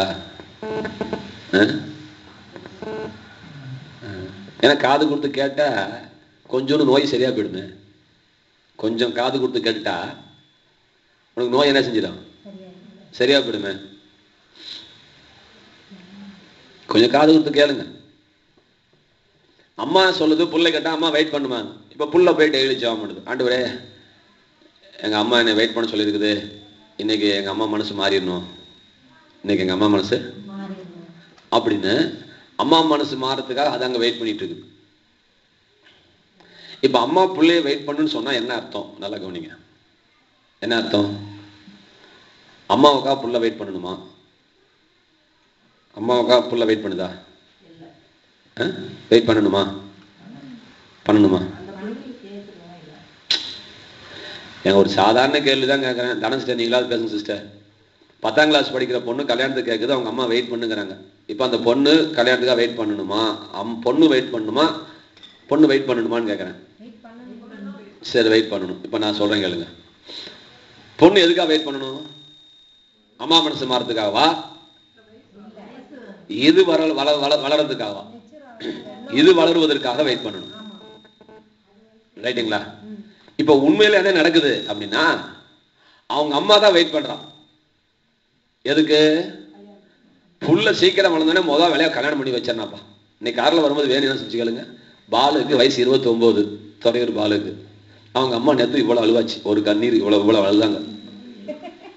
29 வயசாச்சே, என் பையனுக்கு இன்னும் வேலை கிடைச்சா கல்யாணம் பண்ணி கொடுத்துருவேனேன்னு அழுகுறான். இப்ப அவங்க அம்மா ரெடியா இருக்கிறாங்க. நான் என்ன சொல்ல வரேன்னு கேளுங்க. அம்மா புள்ளைய காத்திருக்க சொல்லுது. ஆனா உண்மை என்னடானா, புள்ள காத்திருக்க வேண்டாம், அம்மா தான் வெயிட் பண்ணிட்டு இருக்கிறா பிள்ளைக்கு. இன்னும் உங்களுக்கு புரிய வைக்கிறேன். இப்ப நெல்லு பயிர் நட்டு வைக்கிறீங்க. 60 நாள் கழிச்சு, 90 நாள் கழிச்சு விளையுது, 100 நாள் இப்படி இருக்குது. நல்லா கவனிங்க. 30 நாள்லயே அந்த நெல் என்னை அறுத்துருன்னா அறுப்பானா விவசாயி? அறுக்க மாட்டான். அறுக்க இப்போ ஒண்ணு இருக்கு, நல்லா புரிஞ்சுக்கோங்க. நீங்க நல்லா வழங்கிக்கிட்டே வாங்க. இது எனக்கே கத்தர் புதுசாக கற்றுக் கொடுத்தாரு, நீங்க கஷ்டப்பட்டு கற்றுக் கொடுக்குறேன், நீங்களும் கஷ்டப்பட்டு கற்றுக்கோங்க. இப்போ அந்த நெல் அறுத்துரு அப்படிங்கிறது விவசாயி சொல்றான், கொஞ்சம் வெயிட் பண்ணு அப்படிங்கிறான். இப்போ இது வெயிட் பண்ணுது. இன்னைக்கு இருப்பாரு, நாளைக்கு இருப்பாரு. இது சரியா தப்பா? இது வெயிட் பண்ண வேண்டாம் நான் சொல்றேன். நீ வெயிட் பண்ண வேண்டாம் நான் சொல்றேன். ஆக்சுவலா வெயிட் பண்ணிட்டு இருக்கிறது யார் தெரியுமா? எதுக்கு வெயிட் பண்ணிட்டு இருக்கிறான்? இப்போ ஒரு கேள்வி. இப்போ 100 நாள் ஆயிடுச்சு. 100 நாள் ஒரு வாரம் கழிச்சு அறுப்பானான்னு கேட்கறேன். அப்பா கொட்டிடும். சரி, என்ன அருமையான பதில். இதெல்லாம் சொன்னதான் நான் போய் வெளிநாட்டுல போய் பிரசங்கம் பண்ணா நாடு சாவானுங்க. அடுத்த தடவை திருவள்ளூர் தான் பிரசங்கம். அதால செத்தானுங்க கேட்ட. ஏற்ற காலத்துக்கு அர்த்தம் கொடுத்தாரு பாரு, கத்தர் கத்து கொடுத்தாரு பாரு. ஒரு நிமிஷம் கூட கத்தர் தாமதிக்க மாட்டாரு. நீ கத்தருக்காக காத்துட்டு இருக்காத, கத்தர் உனக்காக காத்துட்டு இருக்கிறார். நீ தகுதிப்படுவதற்காக, நீ ஆயத்தப்படுவதற்காக, நீ வளர்ந்து வருவதற்காக கத்தர் காத்திருக்கிறார் ஒழிய, நீ என்னமோ கத்தர் காத்துக்கிட்டு இருக்கிறாரு ஒரு நேரம் வருதுன்னு ஒரு நொடி கூட நீ வேஸ்ட் பண்ண வேண்டிய அவசியம் கிடையாது. ஆமா, புரியுதா? புரியலையா? இன்னைக்கு கிறிஸ்தவர்கள் ஏமாற்றப்பட்டிருக்கிறார்கள், ஏமாந்து கொண்டிருக்கிறார்கள். இறைவன் ஒரு நேரத்தை வைத்திருக்கிறான். நல்ல உலக மனுஷன் நல்ல நேரம் பார்க்கறது கெட்ட நேரம் பார்க்கிற மாதிரி அவன் கிறிஸ்தவன் வச்சுட்டு இருக்கிறான். இன்னும் எனக்கு ஒரு நேரம் வரல, இன்னும் எனக்கு ஒரு காலம் வரல என்று சொல்லி இவர்கள் எதிர்பார்த்து கொண்டிருக்கிறார்கள் இறைவனுடைய மனது மாறுவதற்காக. அர்த்தம் புரியுதா? புரியலையா? நான் சொல்றேன், ஹலோ மிஸ்டர், நீ ஒரு நொடி பொழுது கூட நீ வீண் பண்ண வேண்டாம், வெயிட் பண்ண வேண்டிய அவசியம் இல்லை. புரியுதா? புரியலீங்களா? ஒரு பழம் தாறு இதுக்கு மேல இருந்தா பழம் பழுத்து கீழே விழுந்துன்னு தெரிஞ்சாங்க கத்தியை போட்டு அறுக்கிறானா அறுக்கலையா? அதுவே இன்னும் 2 நாள் நான் இருந்துக்கிறேன்னா விடுவானா? விட மாட்டான். அப்ப உனக்கு இவ்வளவு அறிவு இருக்குமானால், ரைட்டுங்களா, உன் தோட்டத்துல விளையாட நெல்ல என்னைக்கு அறுக்கணுங்கிற அறிவு உனக்கு இருக்குன்னா, உன்னை உருவாக்கி தந்த இறைவனுக்கு 1000 மடங்கு ஞானம் இருக்கும் அல்லவா? அவர் ஒரு நாளை கூட, ஒரு நொடி பொழுது கூட அவர் வீணாக்க மாட்டார். பழுத்துருச்சுன்னா அறுத்துடுவார், முத்திருச்சுன்னா பூட்டு கட்டிருச்சுன்னா அறுத்துடுவார். அவருக்கு தெரியும் எப்ப இருக்கணும்னு. ஆனா வெயிட் பண்ணுங்க. விவசாயி செடி கட்ட வெயிட் பண்ணுன்னு சொன்னா, நீ கத்தர் ஏதோ டைம் வச்சிருக்காரு போல இருக்குன்னு இல்லைங்க. நீ வளர்ந்து மணி வச்சு பூட்டு வச்சு அந்த முதிர்ச்சி அடைவதற்காக இறைவன் வெயிட் பண்ணுகிறான். புரியுதா? புரியலையா? ஏற்ற காலம் சொல்லி ஏமாறக்கூடாது. இதோட இன்னொரு சம்பந்தப்பட்ட நல்ல பிரசங்கத்தை பண்ணிடுறேன். இது அதே பிரசங்கம் தான். இப்ப அப்புறம் பிசாசு என்ன செஞ்சான்? ஏங்க யோசேப்பு 17 வருஷம் ஜெயில இல்லைங்களாங்க. இன்னும் சொல்ல போனா 18 சொல்லி 35 17 வருஷம் கழிச்சு தான் கர்த்தர் அவனுடைய தரிசனத்தை நிறைவேற்றுகிறார். 18 வயசுல சொல்லி 35 வயசுல அவன் ராஜா வரும். என்னங்க? அப்ப 17 வருஷம் கர்த்தர் வெயிட் பண்ணலையா? ஆபிரகாம்கிட்ட 75 வயசுல சொல்லி 100 வயசுல புள்ள தரலையா? அவங்க எல்லாம் காத்திருக்கலையா? நீ காத்திருக்க வேண்டாமா? கேள்வி. இப்படித்தானே பேய் ஏமாத்திட்டு இருக்கிறான் பாவம். என்னம்மா இலக்கியா தலை சுத்தரமா இருக்குதா கிருன்னு கேட்டா தானே சார் தலை சுத்தங்கிறீங்களா? நான் கேட்கிற மாதிரி நடிச்சுட்டு இருக்கிறேன். இதை விட எவ்வளவு பெரிய பிரசங்கம் பண்ணாலும் கேள்வி விட மாட்டேன். ஏன்னா நான் கேட்கவே இல்லை, கேட்கிற மாதிரி பாவலை பண்ணிட்டு இருக்கிறேன் எங்க அம்மா மாதிரி. சரி கேளுங்க, பிசாசு என்ன கேட்கறான் பாருங்க. நீங்க இப்படி ஏமாறக்கூடாதுன்னு சொல்லி கொடுத்துட்டு இருக்கிறேன். 25 வருஷமா வெயிட் பண்ணா, 5 வருஷமா வெயிட் பண்ணா, சாமியோல அண்ணாள் இவ்வளவு வருஷம் வெயிட் பண்ணான்னு சொல்லி வெயிட் பண்ணிட்டு இருக்காங்க. அப்ப நீயும் வெயிட் பண்ணுங்கிறான். நான் என்ன சொல்றேன் அப்படின்னா, நல்ல கவனிங்க. இப்போ யோசேப் பத்தி ஒரு சில காரியம் சொல்றேன். ஒன்று ரெண்டு பேர்த்த எடுக்கிறேன். இந்த வெயிட் பண்றதுன்னா என்ன அப்படின்னு. அப்ப யோசேப்பு சிறைச்சாலைக்கு போறதுக்கு முன்னாடி ஏன் சிறைச்சாலைக்கு போனா அப்படின்னா, ஒரு பெண்ணுகிட்ட போய், ஒரு பெண் இவனுடைய அழகுல ஆசைப்பட்டு தினந்தோறும் அவனை கட்டாயப்படுத்தி அவன் ஒத்துக்கொள்ளாததுனால, இந்த ஒத்துக்காத நான் எனக்கு எதுக்குன்னு சொல்லி இன்னைக்கு 2ல் 1 முடிவு கட்டுவோம். ஒன்று அவன் இங்க இருக்குன்னு இல்லாம போகணும் அப்படின்னு படுக்கையில கூட்டிட்டு போயிட்டு அவன் வேட்டியை உருவிட்டான். அவன் வேட்டியை உருவி விட்டுட்டு இப்பவும் கேட்டான், மரியாதையா என்னோட இருந்துக்கோ, 4 செவத்துக்குள்ள யாருக்கும் தெரியாது. இல்லையா நான் அப்போ கத்த போறேன், உன் பேரு உன் மரியாதை உன் நல்ல பேரெல்லாம் போயிடும். அந்த வருஷம் தெரிஞ்சு வச்சுக்கோப்பா. இவர் ஆதியாகமம் 26:17. நீங்க கவனிங்க. இப்ப அவன் என்ன சொன்னா, முடியாது அப்படின்ட்டான். உடனே சேலையை களைச்சிட்டா, சினிமா பார்த்த மாதிரி பெட்டை களைச்சிட்டா, ஜாக்கெட்டை கிழிச்சிக்கிட்டா, முடியை களைச்சி விட்டா, கையை தூக்கி சேலை கீழே போட்டு கையை 2 கையால நெஞ்சால பொத்திக்கிட்டு, ஐயோ என்னை கற்பழிக்கிறானேன்னு சொல்லி சத்தம் போட்டனே. காவலாளிகள் வருவாங்க, வர மாட்டாங்களா? ஆங்கியம் அப்படி இருக்கிறாரு. அவனு 2 கையை போட்டு பொத்திக்கிட்டு இருக்கிறான். ஏதாவது சாட்சி வேணுமா? வேண்டியதில்லை. என்னமா சாட்சி வேணுமா? நேரா ஜெயில். அந்த வசந்த வாசிக்கும். அந்த பொம்பளை சொன்னதுக்கு அப்புறம் நித்தம் அது வாசி நான் சொல்றேன். அவள் நித்தம் யோசேப்போடு இப்படி பேசிக் கொண்டு வந்தோம். அவன் அவளுடனே சயனிக்கவும் அவளுடனே இருக்கவும் சம்மதிக்கவில்லை. இப்படி இருக்கும்போது ஒரு நாள் அவன் தன் வேலையை செய்கிறதற்கு வீட்டிற்குள் போனான். வீட்டு மனிதரில் ஒருவரும் வீட்டில் இல்லை. அப்பொழுது அவள் அவனுடைய வஸ்திரத்தை பற்றி பிடித்து, என்னோட சயனி என்றாள். அவனோ தன் வஸ்திரத்தை அவள் கையிலே விட்டு வெளியே ஓடி போனான். அவன் தன் வஸ்திரத்தை அவள் கையிலே விட்டு வெளியே ஓடி போனதை அவள் கண்டபோது அவள் தன் வீட்டு மனிதரை கூப்பிட்டு, பாருங்கள், எபிரேய மனுஷன் நம்மிடத்தில் சரக்கும் பண்ணும்படிக்கு அவனை நமக்குள் கொண்டு வந்தார். அவன் என்னோட சயனிக்கும்படி. இல்ல அவன் சொன்ன பதிலிடுமா? அவன் டெய்லி கம்பல் பண்ணதுக்கு முன்னாடி இந்த பாவத்தை செய்வது எப்படின்னு கேட்டான்ல,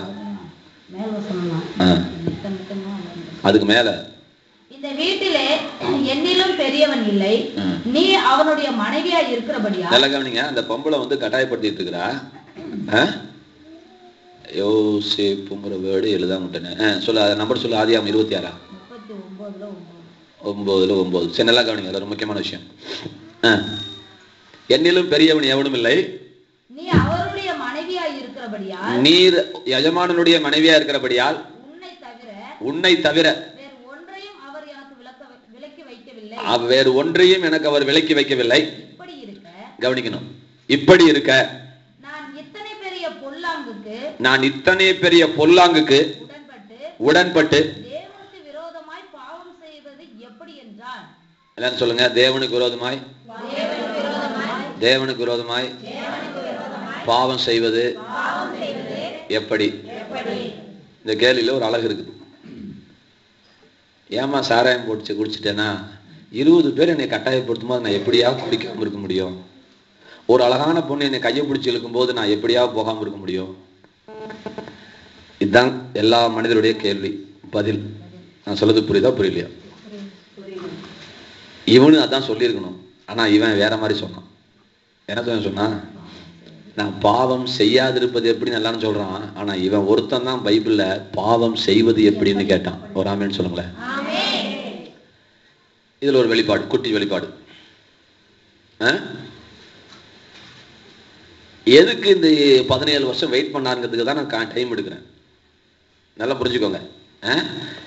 அவன் வயசுக்கு வரட்டும், கத்தர் வந்து மனசு மாறுவார்னு யோசிப்பு ஜெயில காத்துட்டு இருக்கிறான். ஆனா கத்தர் அங்க காத்துட்டு இருக்கல, இவனுக்குரிய முதிர்ச்சி வருவதற்காக. இவனுக்கு என்ன வரணும்? இப்ப இதுல இன்னொரு விஷயம் சொல்ல போனா நல்லா கவனிச்சுட்டே வாங்க. என்ன இலக்கிய கவனி. இப்போ நான் வாத்தியாருமா, நீங்கெல்லாம் ஸ்டூடெண்ட்டுமா, எனக்கு ஒரு பரீட்சை வைக்கிறேன். ஒரே கொஸ்டின், உனக்கு 8 மார்க் போடுறேன், புஷ்பலதாக்கு 10 போடுறேன். உன் கண்ணுக்கு 2 பேரும் ஒரே மாதிரி பாயிண்ட்ஸ் எழுதிருக்குதான் தெரியுது உனக்கு. இப்ப நீ என்கிட்ட வந்து ஏன் புஷ்பலதாக்கு 10 போட்டீங்க எனக்கு 8 போட்டீங்க நீங்க கேட்கலாமா கேட்கக்கூடாது? நல்லது, கேட்கலாம். இப்ப நான் அது அப்படித்தான் அப்படின்னு சொல்லலாமா சொல்ல முடியாது? சொல்லலாமா சொல்லக்கூடாது? என்ன தானே சொல்லுங்க, புரியலையா? சொல்லுங்க, சொல்லலாமா சொல்லக்கூடாதா? நல்ல வாத்தியார் சொல்லலாமா? நல்ல வாத்தியார் சொல்லலாமா? நல்ல வாத்தியார் சொல்லலாமா? அப்படி ஏன் சொல்லலாமா? சொல்லக்கூடாது. புரிஞ்சுக்கோங்க. அப்ப என்ன செய்யணும்? இந்த பேப்பரை காமிச்சுங்க பாருமா, நீ இந்த பாயிண்ட்டை மிஸ் பண்ணிட்ட, இந்த பாயிண்ட் தான் முக்கியமான பாயிண்ட், நீ அதை தவிர வண்டியை ஓட்டி இருக்கு பக்கத்து ரொப்பி இருக்கிற ஒழிய விஷயத்துக்குள்ள வரல. நீ இந்த பாயிண்ட் பாரு புஷ்பலா எழுதிருக்குது, அதனால உங்களுக்கு மார்க் சேர்த்து போட்டேன். சொல்லலாமா சொல்லக்கூடாது? சொல்றவன் தானே வாத்தியா. இப்ப யோசேப்போட கூட பிறந்தவன் மொத்தம் 11 பேர், இவனோட சேர்த்து 12 பேர். 12 பேர்ல இவனை ஆண்டவர் ஆசீர்வதிக்கிறதுக்கு பிசாசு காரணம் கேட்பானா கேட்க மாட்டான்? சொல்லுங்க. அப்ப ஆண்டவர் பதில் சொல்லணும் சொல்லக்கூடாது? அப்ப யோசேப்போட பேப்பர்ல விஷயம் இருக்கணுமா இருக்கக்கூடாது? அற்புதமான வெளிப்பாடு சொல்றேன் பாருங்களேன். எனக்கே ரொம்ப சந்தோஷமா இருக்குது. நேற்று பசங்க பண்ணும்போது அவளுக்கு சந்தோஷமா இருக்கு, அதனால இன்னைக்கு சொல்லிட்டேன் உங்கள்கிட்ட. அப்ப யோசேப்பு யோக்கியஸ்தன் காட்டணுமா காட்டக்கூடாது? பிசாசு கேட்கறான், ராஜா வாக்குறவளுக்கு இவங்கிட்ட என்ன யோகிதை இருக்கு, பதில் சொல்லு. அப்போ கூப்பிட்டு உட்கார வச்சு கத்த சொன்னாரு, நீ என்ன செய்வ? பாவம் செய்யாதிருப்பது எப்படி தானே கேட்பான் எல்லாரும். என் மகன் என்ன கேட்டான்? கேட்டானா? இவன் யோகியாசனா இல்லையா? அதனால கொடுத்தேன். இப்ப பிசாசு அடுத்த கேள்வி கேட்கறான் பாருங்க. நம்ம கண்ணுக்கு தெரியல, பிசாசு ஒண்ணு தெரியுது பாருங்க. ஹலோ நிப்பாட்டு, ஸ்டாப். இன்னும் என்னப்பா ஸ்டாப்? யோசேப்பு பேச நிறுத்து. என்னப்பா இந்த 11 பேர் இவனோட உத்தம நான் சொல்றேன், இதுக்கு பதில் சொல்லுங்க. என்ன தானே சிஸ்டர், புரியுதா? கொஞ்சம் கஷ்டப்பட்டு கேளு. ஒருத்தனோட 12 பேர் பிறந்திருக்காங்க, 12 பேர் அண்ணன் தம்பி. ஒருத்தனை கத்தர் ராஜா வைக்கிறாரு, அதுக்கு காரணம் பிசாசு கேட்பான்னு கேட்க மாட்டானா? கத்தர் காரணம் கொடுத்தாரு. இப்பயும் பிசாசு நிப்பாட்டுங்கிறான். என்ன சொல்றான்? 11 பேர் இவனை விட உத்தம நான் சொல்றேங்க. ஹலோ, ஏன் சொல்ல முடியாது? பரிச்சை வச்சியா? நீ அடிமையா வித்தான் குடிமையா வித்தேன் அதெல்லாம் உனக்கு என்ன? அவன் யோகி, நீ அவனுக்கும் பரிச்சை வச்சு பாரு. இவனுக்கு வச்சா பரிச்சை அவனுக்கு வை.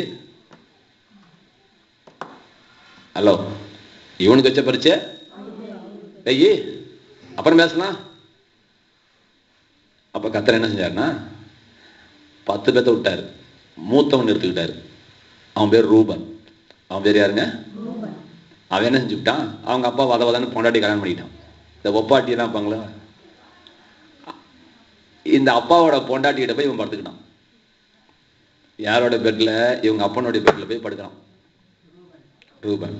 இதை வந்து இவங்க அப்பன் சாகும்போது சொல்றான், அட மானம் கட்டவனே, தண்ணீரை போல தத்தளித்தவனே, உன் தகப்பனுடைய மஞ்சத்தில் ஏறினவனே, உன் தகப்பனுடைய மஞ்சத்தை தீட்டுப்படுத்தினவனே அப்படின்னு வருது. நல்லா கவனிங்க. 11 பேர்த்த கத்தரை செக் பண்ணுங்கிற அவசியம் கிடையாது. மூத்தவனுக்கு தான் போகணும். மூத்தவன் கதை டவுசர் கண்டுச்சு, ரைட்டா? இதே பிரச்சனை வந்துச்சா வரலையா? அவன் கூப்பிட்டும் போல, நீ அப்பனுடைய அப்பாவோட தாய் ஸ்தானத்தில் இருக்கிறன்னு கூட தெரியாம, ரைட்டா, அப்பன் படுக்கிற இடத்துல போய் நீ படுத்து வந்திருக்கிறியே, இவனுக்கு குவாலிஃபைடா? இப்ப யோசேப்பை தூக்கலாமா தூக்கூடாதா? தூக்கலாமா? கை தட்டுங்களேன், கத்தர் யோசேப்பை உயர்த்தினார். அப்ப வேதம் என்ன சொல்லுகிறது? அது சங்கீதம் 107 அங்கேயே இருக்கு, நீ அதை கொஞ்சம் யோசிச்சுடு. தேவனுடைய வசனம் அவன் வாழ்க்கையில நிறைவேறும் வரை தேவனுடைய வசனம் அவனை புடமிட்டது. என்ன அடிச்சுங்க? உடம்பட்டுச்சு. அப்ப இவனை ராஜா வாக்குறதுக்காக நான் இப்ப என்ன சொல்ல வரேங்கிறது புரிஞ்சுக்கோங்க. முக்கியமான சப்ஜெக்டை முடிக்க போறேன். கர்த்தர் இவன் வெயிட் பண்ண வேண்டிய அவசியம் கிடையாது. கர்த்தர் மனசு மாறணும்னு இவன் வெயிட் பண்ண வேண்டிய அவசியம். இவன் குவாலிஃபைடா, இவன் தகுதியுள்ளவனாய் வருவதற்காக தேவன் தான் காத்திருக்கிறார். ஒரு நாள் கூட தேவன் வீண் பண்ண மாட்டார். நீ வளர்ந்து வருவதற்காக, நீ விட வேண்டியதை விட வேண்டும், நீ தெரிந்து கொள்ள வேண்டியவர்களை தெரிந்து கொள்ள வேண்டும். சொல்றது புரிஞ்சுட்டீங்களா? இதெல்லாம் இருந்தாதான் தேவன் நம்மளை கொண்டு போய் ஊர் அறிய உலகம் அறிய நம்மள ஒரு சீட்ல போய் உட்கார வைக்க முடியும். இல்லைன்னா உட்கார வைக்க முடியாது. அப்ப 17 வருஷம் கத்தர்கா இவன் காத்துட்டு இருக்க வேண்டிய இவன் காத்துட்டு இருக்கல, கத்தர் தான் இவனுக்காக காத்துட்டு இருக்கிறார். கத்தர் தான் இவனுக்காக, இவன் ராஜாவாக்குவதற்குரிய சுபாவங்கள் இவனிடத்துல இருக்கிறதா அப்படின்னு பல பரீட்சையின் ஊடாக தேவன் அவனை நடத்தி சென்று கடைசியா தான் நினைஞ்சாரு ராஜாவாக்குனார். புரியுதா? புரியலைங்க? இப்ப இன்னொரு விஷயம் என்னன்னா, யோனா பத்தி கொஞ்சம் நான் பேசுறேன். யோனா கத்தர் நினிவேக்கு போப்பானா 750 கிலோமீட்டர் நினிவே இவன் இருக்கிற இடத்துல இருந்து. கத்தர் அவ்வளவு தூரம் போப்பாங்கிறார் கப்பல்ல. டவுசர் கலண்டும் 1 மாசத்துக்கு மேலாகும். இவன் 1500 கிலோமீட்டருக்கு மேற்கே உள்ள போக சொன்னது கிழக்க. இவர் அங்க எங்க போற பாருங்க. கரெக்டா இவன் போற வேண்டிய இடம் 750 கிலோமீட்டர்னா இவன் அதுக்கு நேர் ஆப்போசிட்ல 1500 கிலோமீட்டர் தூரத்துல உள்ள தர்ஷீஷ்ங்கிற ஒரு பட்டணத்துக்கு கப்பல்ல போறோம். இங்க இருந்தா இருந்தாலும் வேலை வச்சுட்டே இருப்பான். நம்ம எஸ்கேப் பண்ணி போறோம். நல்லா கவனிங்க. அங்க போயிட்டு நல்ல முக்கியமான படங்கள் வரும், கத்துக்கோங்க. அங்க போயிட்டு கடல் கொந்தளிக்குது, ஜாமெல்லாம் சரக்கெல்லாம் குப்பைக்கு போகுது, எல்லாம் குய்யோ முயோன்னு சாமியை கும்பிடுறாங்க. கடைசியில் சீட்டு போட்டு பாக்குறாங்க, யார் பேர் விழுது? யோனா பேர்ல விழுகுது. எப்பா நீ உன் சாமியை கும்பிடக்கூடாதாப்பா இந்த அழிவுலேருந்து காப்பாத்துறதுக்கு அப்படின்னு கேட்டா அவன் சொல்றான், சரி சரி வெளிப்பாடு பார்வனுக்கு, வானத்தையும் காற்றையும் சமுத்திரத்தையும் கடலையும் உண்டாக்கின தேவனிடத்திலிருந்து நான் வருகிறேன். வெளிப்பாடுலாம் பந்தாவா இருக்குது, அதுக்கு ஒன்றும் குறைச்ச கிடையாது. எண்ணெய் தூக்கி கடல்ல போட்டா இந்த கடல் மும்முரத்தை விட்டு அடங்குங்கிறான். இப்போ ஒரு கேள்வி, இவ்வளவு வியாக்கியானம் பேசினானே, ஒரே ஒரு தடவை கர்த்தாவே நான் செஞ்சது தப்பு, நான் ஊழியத்துக்கு போறேன் அப்படின்னு சொல்லியிருந்தா, அப்படின்னு ஏதாவது ஒரு குறுக்கால ஒரு கப்பலை விட்டு இந்த கப்பலையும் ரிவர்ஸ் போக விட்டு கடவுளால செய்ய முடியுமா? முடியாது. ஒரு தடவை கூட மன்னிப்பு கருதா வசனமே கிடையாது. மன்னிப்பு கருதா இவனை தூக்கி கடல்ல போட்டாச்சு. இப்ப மீன் முழுங்கிருச்சு.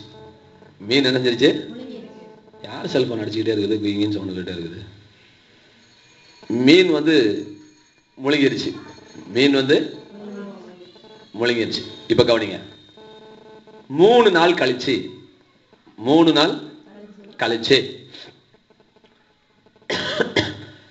ஆண்டவரே நான் ஊழியத்துக்கு போறேன்னு சொல்றோம். நான் பண்ணின பொருத்தனையை செலுத்துகிறேன். நான் பண்ணின இதை புதுசா பொருத்தனை பண்ண வேணாம். நீ ஏற்கனவே பண்ண வேண்டிய பண்ணின பொருத்தனை நிறைய கணக்கு அக்கௌண்ட் இருக்குது. புது கடனை அப்புறம் வச்சுக்கலாம், பழைய கடனை கட்டி முடியும்ட்டு செலுத்துறேன்னு சொன்ன உடனே அந்த மீன் யோனா எங்க கக்கிருச்சு? இப்போ ஒரு கேள்வி, முத நாளே இவன் தீர்மானம் எடுத்திருந்தா அந்த மீன் கக்கி இருக்குமா கக்கி இருக்காதா? இப்ப தாமதம் பண்ணது கர்த்தரா யோனாவா? வளவலன்னு இழுக்கிறதே நீங்க தான், கர்த்தர் கிடையாது. உன் பிரச்சனையை வளவலா கொலகொலான்னு கொண்டு போறது, இந்த 1 நாள் இருமலை 3 நாள் ஆக்குறது, 1 நாள் தலைவலியை 7 நாள் தலைவலி ஆக்குறது, 1000 ரூபாய் செலவு 5000 ரூபாய் செலவாக்குறது, இதெல்லாம் லேட் பண்றது யாருங்க? 3 நாள் கழிச்சு பொருத்தனை பண்ணிய அது இன்னைக்கே பொருத்தனை பண்ணியிருந்தா, முத நாளே பண்ணியிருந்தா இவன் நான் திரும்பவும் என்ன சொல்ல வரேன்னா, நீ கத்தருக்காலாம் காத்துட்டு இருக்காத, கத்தர் உனக்காக காத்துட்டு இருக்கிறாரு. பாக்குறதுக்கு எப்படி தெரியுது? கத்தர் வெயிட் பண்றாரு. 3 நாள் யோனா மீன் வைத்திரு இல்லைங்களா, நீங்களும் இருக்க வேணாமா? ஹலோ, நாயா இருக்கணும், நாயா 3 நாள் இருக்குன்னு 3 நிமிஷம் கூட இருக்க மாட்டேன் ஆமேன்னு சொல்லுங்க. இவன் மீன் வைத்துக்கே போக வேண்டிய அவசியமே இல்லை சார். இவன் கப்பல்லே ராஜா மாதிரி போயிருக்கலாம் சார். இவன் உணர்ந்திருக்கணும். இவன் உணர்ந்தானா? உணர்ந்தான், ஆனா மன்னிப்பு கேட்கல, மனம் திரும்பல, உணர்ந்தான். இது என்னாலதான் வந்துச்சுன்னு வந்துட்டான். புண்ணு நாத்தான் என்னாலதான் தெரிஞ்சுட்டு நாதம் விடுமா? அதுக்கு ட்ரீட்மெண்ட் கொடுக்கணுமா? அவன் கொடுக்கல. அந்த ட்ரீட்மெண்ட் கொடுக்கதான் கத்தர் இப்படி செஞ்சார். மறுபடியும் நான் என்ன சொல்றேன், கத்தர் ஏதோ காத்துட்டு இருக்கிறாரு அப்படின்னு சொல்லவே சொல்லாதீங்க வாழ்க்கையில. நான் கர்த்தர் கிரியை செய்வதற்காக காத்துட்டு இருக்கிறேன்னு நினைக்காதீங்க. நீ பூரணப்படுவதற்காக உனக்காக இறைவன் காத்து கொண்டிருக்கிறான். நீ அவனுக்காக நீ காத்துட்டு இருக்காத, அவன் உனக்காக வெயிட் பண்ணிட்டு இருக்கான். அவன் உனக்காக. அடுத்த விஷயம், அண்ணாள்னு ஒரு அம்மா. என்னங்க? அண்ணாள்னு ஒரு அம்மா. அந்த வசந்த வாசிமா 1 சாமுவேல் 1 அதை எடுத்து வைக்கிட்டு நீ வாசி. நீ எடுத்து வை 1 சாமுவேல் 1 அந்த அண்ணாள் கதையை வாசி. 1ல இருந்தே வாசிங்க, கவனிப்போம். எப்பிராயிம் மலை தேசத்தில் இருக்கிற சோபியம் எண்ணப்பட்ட ராமதாயம் ஊரானாகிய ஒரு மனுஷன் இருந்தான். அவனுக்கு எல்கானா என்று பேர். ஒருத்தனுக்கு பேர் என்னங்க? எல்லாம் சொல்லுங்க. எல்கானா. கல்கோனான்னு சொல்லி கேள்விப்பட்டிருக்கோம். இவன் பேர் என்ன? எல்கானா. மறக்கூடாது. வீட்டுல போய் என்னமோ கல்கோனா கொடுத்தாருன்னு சொல்றாங்க. எல்கானா. சரி வாசிங்க. எல்கானா அவன் எப்பிராமியனாகிய சூப்புக்கு பிறந்த தோகுவின் குமாரனாகிய எலிகுவின் மகனான ஏரோகுவின் புத்திரன். சரி. அவனுக்கு 2 மனைவிகள் இருந்தார்கள். எத்தனை பொண்டாட்டிங்க? 2 மனைவிகள். சொல்லுங்க, எத்தனை பொண்டாட்டி? 2 மனைவிகள். வாசிப்போம். ஒருத்தி பேர் அன்னாள். ஒருத்தி பேர் அன்னாள். மற்றவள் பேர் பெண்ணினாள். இப்ப அன்னாள் எத்தனாவது பொண்டாட்டி? பெண்ணினாள் எத்தனாவது பொண்டாட்டி? அன்னாள் முதல் மனைவி. யார் சொன்னா அப்படின்னு? ஃபர்ஸ்ட் அன்னாள் பேரு தானே வந்து. கர்த்தருக்கு ஸ்தோத்திரம். அப்படியே வச்சுக்கலாம். சரி வச்சுக்கலாம். ஆர்டர் தப்பு பண்ண மாட்டார்ல. நம்ம தான் 2வது முன்னாடி ப்ரிஃபரன்ஸ் கொடுக்குறோம் உலகத்துல. ஆனால் கர்த்தர் செய்ய மாட்டார்ல. கர்த்தர் யார் கொடுத்தாரு? ஃபர்ஸ்ட் பொண்டாட்டி பத்தி நின்னாரு. அண்ணாள் பெண்ணினாள். முதல் பொண்டாட்டி பேர் என்ன? 2வது பொண்டாட்டி பேரு? காரியம் கத்துக்கோங்க. நீ கர்த்தர் நம்மளோட பேசுவார் இப்ப. அண்ணாள் பெண்ணினாள். புருஷன் பேர் என்ன? எல்கானா. சரி வாசிங்க. பெண்ணினாளுக்கு பிள்ளைகள் இருந்தார்கள். நல்ல கவனிங்க. 2வது பொண்டாட்டிக்கு என்ன இருந்துச்சு? அப்பா பிள்ளைங்கான பிள்ளைங்க, ஏகப்பட்ட பிள்ளைங்க. வாசிங்க. அண்ணாளுக்கோ பிள்ளை இல்லை. பாருடா. அண்ணாளுக்கு என்ன எல்லாம் போச்சு? வாசிப்போம். அந்த மனுஷன் சீலோவிலே சேனைகளின் கர்த்தரை பணிந்து கொள்ளவும் அவருக்கு பலியிடவும் வருஷந்தோறும் தன் ஊரிலிருந்து போய் வருவான். அங்கே கர்த்தரின் ஆசாரியனான ஏலியின் 2 குமாரராகிய ஓப்னியும் பினகாத்தும் இருந்தார்கள். அங்கே எல்கானா பலியிடும் நாளிலே அவன் தன் மனைவியாகி பெண்ணினாளுக்கும் அவளுடைய எல்லா குமாரருக்கும் குமாரத்திகளும் பங்கு போட்டு கொடுப்பான். அண்ணாளை சிநேகித்தபடினால் அவளுக்கு இரட்டிப்பான பங்கு கொடுப்பான். பாட்டுங்க. முதல் பொண்டாடி குழந்தை இல்ல, 2வது பொண்டாடி ஏகப்பட்ட குழந்தை. வருஷத்துக்கு ஒருக்க கோயிலுக்கு போவானா. கோயில போய் பங்கு பிரிச்சு போடும்போது எதையோ பிரிக்கிறான். பங்கு பிரிக்கும் போது எல்லாத்துக்கும் 1 பங்கு கொடுத்தா அண்ணாளுக்கு மொத்தம் 2 பங்கு கொடுக்குறான். எல்லாமே டபுள் தான். 2 பங்கு கொடுக்குறான். ஏன்னா வசனமே சொல்லுது, அண்ணாளை அவன் சிநேகித்தபடியார். இவன் வித்தியாசமா நாமளே இருக்கிறான். முதல் பொண்டாடி நேசிக்கிறான் வித்தியாசமா. சரி. அப்ப வந்து முதல் பொண்டாட்டிக்கு 2 பங்கு தரான். சரி வாசிங்க. கர்த்தரோ அவள் கற்பத்தை அடைத்திருந்தார். இதெல்லாம் படிச்சுதான் நம்ம ஆளுங்களுக்கு மைண்ட் எப்படி ஆயிடுச்சு? கர்த்தர் கையை உடைப்பாரு, கர்த்தர் காலையும் உடைப்பாரு, கர்த்தர் உசுரையும். ஏன்னா பைபிள்ல வசனம் இருக்குது. கர்த்தர் கர்ப்பத்தையும். அதானே வேலை இருக்கு. எங்கேயாவது கர்த்தர் கர்ப்பத்தை அடைச்சு திறக்காம போயிட்டாரான்னு மாத்திரம் போய் வாட்சி சொல்லுங்க. கர்த்தர் அடைச்சாருன்னா எங்கேயாவது கடைசி வரைக்கும் அவன் மலடியா போனான்னு எனக்கு ஏதாவது ஒரு பொம்பளை காட்டுங்க. இல்ல, தெரிஞ்சு வச்சுக்கோங்க. கர்த்தர் அடைத்திருந்தார். நல்லா புரிஞ்சுட்டே வாங்க. ஏன் அடைச்சாரு என்ன? நான் பின்னாடி வியாக்கியானம் கொடுக்குறேன். அடைப்பாரா? அடைச்சா ஏன் அடைப்பாரு? நம்ம என்ன செய்யணும்? அண்ணாளை பத்தி நான் பேசல. நமக்கு வர வேண்டிய ஆசீர்வாதம் எங்கேயோ தடைப்பட்டு இருக்குது. அதுக்கு என்ன செய்யணும் நான் சொல்றேன். வாசிங்க. கர்த்தர் அவள் கற்பத்தை அடைத்தபடியினால். மறுபடியும் வருது. கர்த்தர் அவள் கர்ப்பத்தை அடைத்தபடியினால் அவளுடைய சக்காலத்தை அவள் துக்கப்படும்படியாக. அவளுடைய சக்காலத்தை அவள் துக்கப்படும்படியாக அவளை மிகவும் விசனப்படுத்துவாள். எவ்வளவு விசனமா? மிகவும். என்ன விசனம்? வாசிங்க. அவள் கர்த்தருடைய ஆலயத்திற்கு போகும் சமயத்தில் அவன் வருஷந்தோறும் அந்த பிரகாரமாய் செய்வான். இவள் அவளை மனமடிவாக்குவாள். அப்பொழுது அவள் சாப்பிடாமல் அழுது கொண்டிருப்பாள். பாத்துக்கோங்க என்ன நடக்குது, புரியுதுங்களா? வருஷந்தோறும் போவாங்களாம். வருஷந்தோறும் தான் 2 பேர் சந்திப்பாங்க போகுது. பொண்டாட்டிங்களும் சந்திக்கும் போதெல்லாம் என்ன செய்யறா? மிகவும் மனமுடி வைக்கிறா. போய் மலடு, நீ வாழ்ந்த என்ன, உயிரோடு என்ன பிரயோஜனடி? உனக்கு வாழ்க்கையே போச்சுடி. உனக்கு புல்ல இல்ல, எனக்கு பார்த்தியா ஆண்டவன் புல்ல கொடுத்துருக்கான் அப்படின்னு மலடு மலடு மலடு மலடுன்னு சொல்லி இவளுக்கு வேதனை உண்டு பண்ணிட்டே இருக்கிறாங்க. வாசிங்க. அவள் புருஷனாகிய எல்கானா அவளை பார்த்து, அவளுடைய புருஷனாகிய எல்கானா அவளை பார்த்து, அன்னாளே ஏன் அழுகிறாய், ஏன் அழுகிறாய், ஏன் சாப்பிடாதிருக்கிறாய், ஏன் சஞ்சலப்படுகிறாய், 10 குமாரரை பார்க்கிறோம், ஆஹா ஆசிங்க, நான் உனக்கு அதிகம் அல்லவா என்றான். அடடடடடட, என்ன அழகா. இப்போ என்ன இப்படி ஒரு புருஷன் கிடைச்சதுக்கு அவ கவலைப்பட வேண்டிய அவசியம் இல்லை, நம்மளா வந்து அழுவேன்னு அவசியமே இல்லை. அவன் கேள்வி கேட்டான். இதுல விஷயம் நான் சொல்றேன், எல்லாம் கவனிச்சுக்கோங்க. ரகசியத்தை கொடுத்து வெளியே போடுறேன் பாருங்க, என்ன நடக்குதுன்னு பாருங்க. நல்லா அற்புதமா இருக்கும் வெளிப்பாடு. கத்தர் எனக்கு கற்றுக் கொடுத்தா நேற்று, சொல்றேன் கத்துக்கோங்க. 10 பிள்ளைங்களுக்கு நான் சமம் இல்லவா? புல்ல கிடக்குது, நாறுகள்ல உனக்கு. நான் 10 பிள்ளைக்கு நான் சமானம் அல்லவா? ஏன் அழுகாம இருக்கிற, ஏன் அழுகிற, ஏன் சாப்பிடாம இருக்கிற, ஏன் சஞ்சலப்பட்டு இருக்கிற, நீ சாப்பிடு, எந்த சொக்காரு அப்படின்னு அவன் ஆறுதல் படுத்துறான். சரி, இப்ப வாசிங்க. அது என்ன பதில் சொன்னா? அண்ணாள் எழுந்திருந்தார். கர்த்தருடைய ஆலயத்தின் வாசல் நிலையில் அண்டையிலே ஒரு ஆசனத்தின் மேல் உட்கார்ந்திருந்தான். அவள் போய் மனம் கசந்து மிகவும் அழுது கர்த்தரை நோக்கி விண்ணப்பம் பண்ணி, சேனைகளின் கர்த்தாவே, தேவரீர் உம்முடைய அடியாளின் சிறுமையை கண்ணோக்கி பார்த்து உம்முடைய அடியாளை மறவாமல் நினைத்தருளி உமது அடியாளுக்கு ஒரு ஆண் பிள்ளையை கொடுத்தால் அவன் உயிரோடு இருக்கும் சகல நாளும் நான் அவனை கர்த்தருக்கு ஒப்பு கொடுப்பேன், அவன் தலையின் மேல் சவரகன் கத்தி படுவதில்லை என்று ஒரு பொருத்தனை பண்ணினாள். அவள் கர்த்தருடைய சந்நிதியில் வெகு நேரம் விண்ணப்பம் பண்ணுகிற போது ஏலி அவள் வாயை கவனித்துக் கொண்டிருந்தான். அண்ணாள் தன் இருதயத்திலே பேசினாள், அவளுடைய உதடுகள் மாத்திரம் அசைந்தது. அவள் சரி, அவளுக்கு பிள்ளை கொடுத்தது அதே அதிகாரத்தில் இருக்குதா? வாசி, அது வாசி. அதெல்லாம் மீட் பண்ணிடு, முஸ்லாம் வாசிக்காத வாசி. கடைசி அதிலேயே கடைசிமா அவ பிள்ளைய பெற்றதை கொடுமா, கத்தருக்கு பிள்ளைய கொடுத்தது வாசிமான என்னமா தொலைவிட்டு இருக்க வாசி. சொல்றேன்னு சொல்லிட்டு உட்காந்து வாசின்னு சொன்னேன். அதற்கு அண்ணாள் பிரதித்திரமாக, அப்படியெல்லாம் என் ஆண்டவனே, நான் மன கிளேசம். குழந்தைய கொடுத்தது வாசின்னு சொன்னேன், குழந்தைய பிள்ளைய பெற்றது வாசின்னு சொன்னேன்.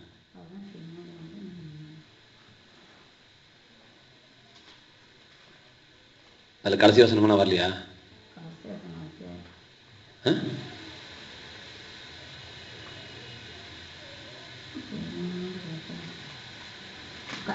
அவள் அதிகாலையில் எழுந்து கர்த்தரை பணிந்து கொண்டு ராமாவில் இருக்கிற தங்கள் வீட்டுக்கு திரும்பி போனார்கள். எல்கானா தன் மனைவியாகிய அன்னாளை அறிந்தான்.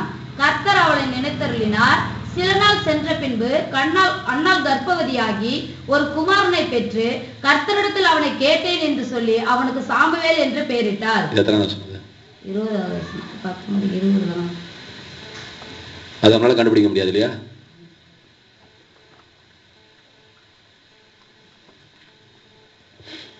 கவனிங்க, நல்லா கவனிக்கணும். விஷயத்தை தெரிஞ்சு வச்சுக்கோ. ஒரு முக்கியமான ஒரு வெளிப்பாடு சொல்றேன், யாரும் ஏமாந்துடாதீங்க. இப்ப குழந்தை வந்துச்சா வரலையா? இவ்வளவு நாள் ஏன் வரல? ஏன் கத்துறேன்? ஏன் கேட்கல? இவ்வளவு நாளா ஏன் கேட்கல? இப்ப ஏன் கேட்கல? கேட்கணுங்கிற எண்ணத்தை எப்படி வர வச்சாங்க?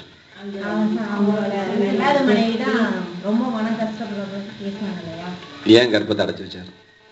கேட்காம தரக்கூடாதா? கேட்காம தரக்கூடாதா? ஏன் தரல? சரி, எனக்கு தெரிஞ்சது நான் சொல்றேன். நானும் மனுஷன் தான், கடவுள் கிடையாது. பைபிள் நான் எழுதல, ஆண்டவர் தான் எழுதினாரு. இருந்தாலும் எனக்கு தெரிஞ்ச வியாக்கியானத்தை உங்கள் மத்தியில், எனக்கு கத்தர் கற்றுக் கொடுத்தது உங்கள் மத்தியில் நான் சொல்லிடுறேன். இவ பிள்ளைய பெற்றிருந்தானா இவ பிள்ளைய வந்து மற்ற பிள்ளைய போல வளர்ந்துருப்பான். தேவனுடைய திட்டம் என்ன? இவன் பிள்ளைய வந்து ஒரு பெரிய தீர்க்கதரிசியா மாத்தணும்னு தேவன் பிளான் பண்ணிட்டார்.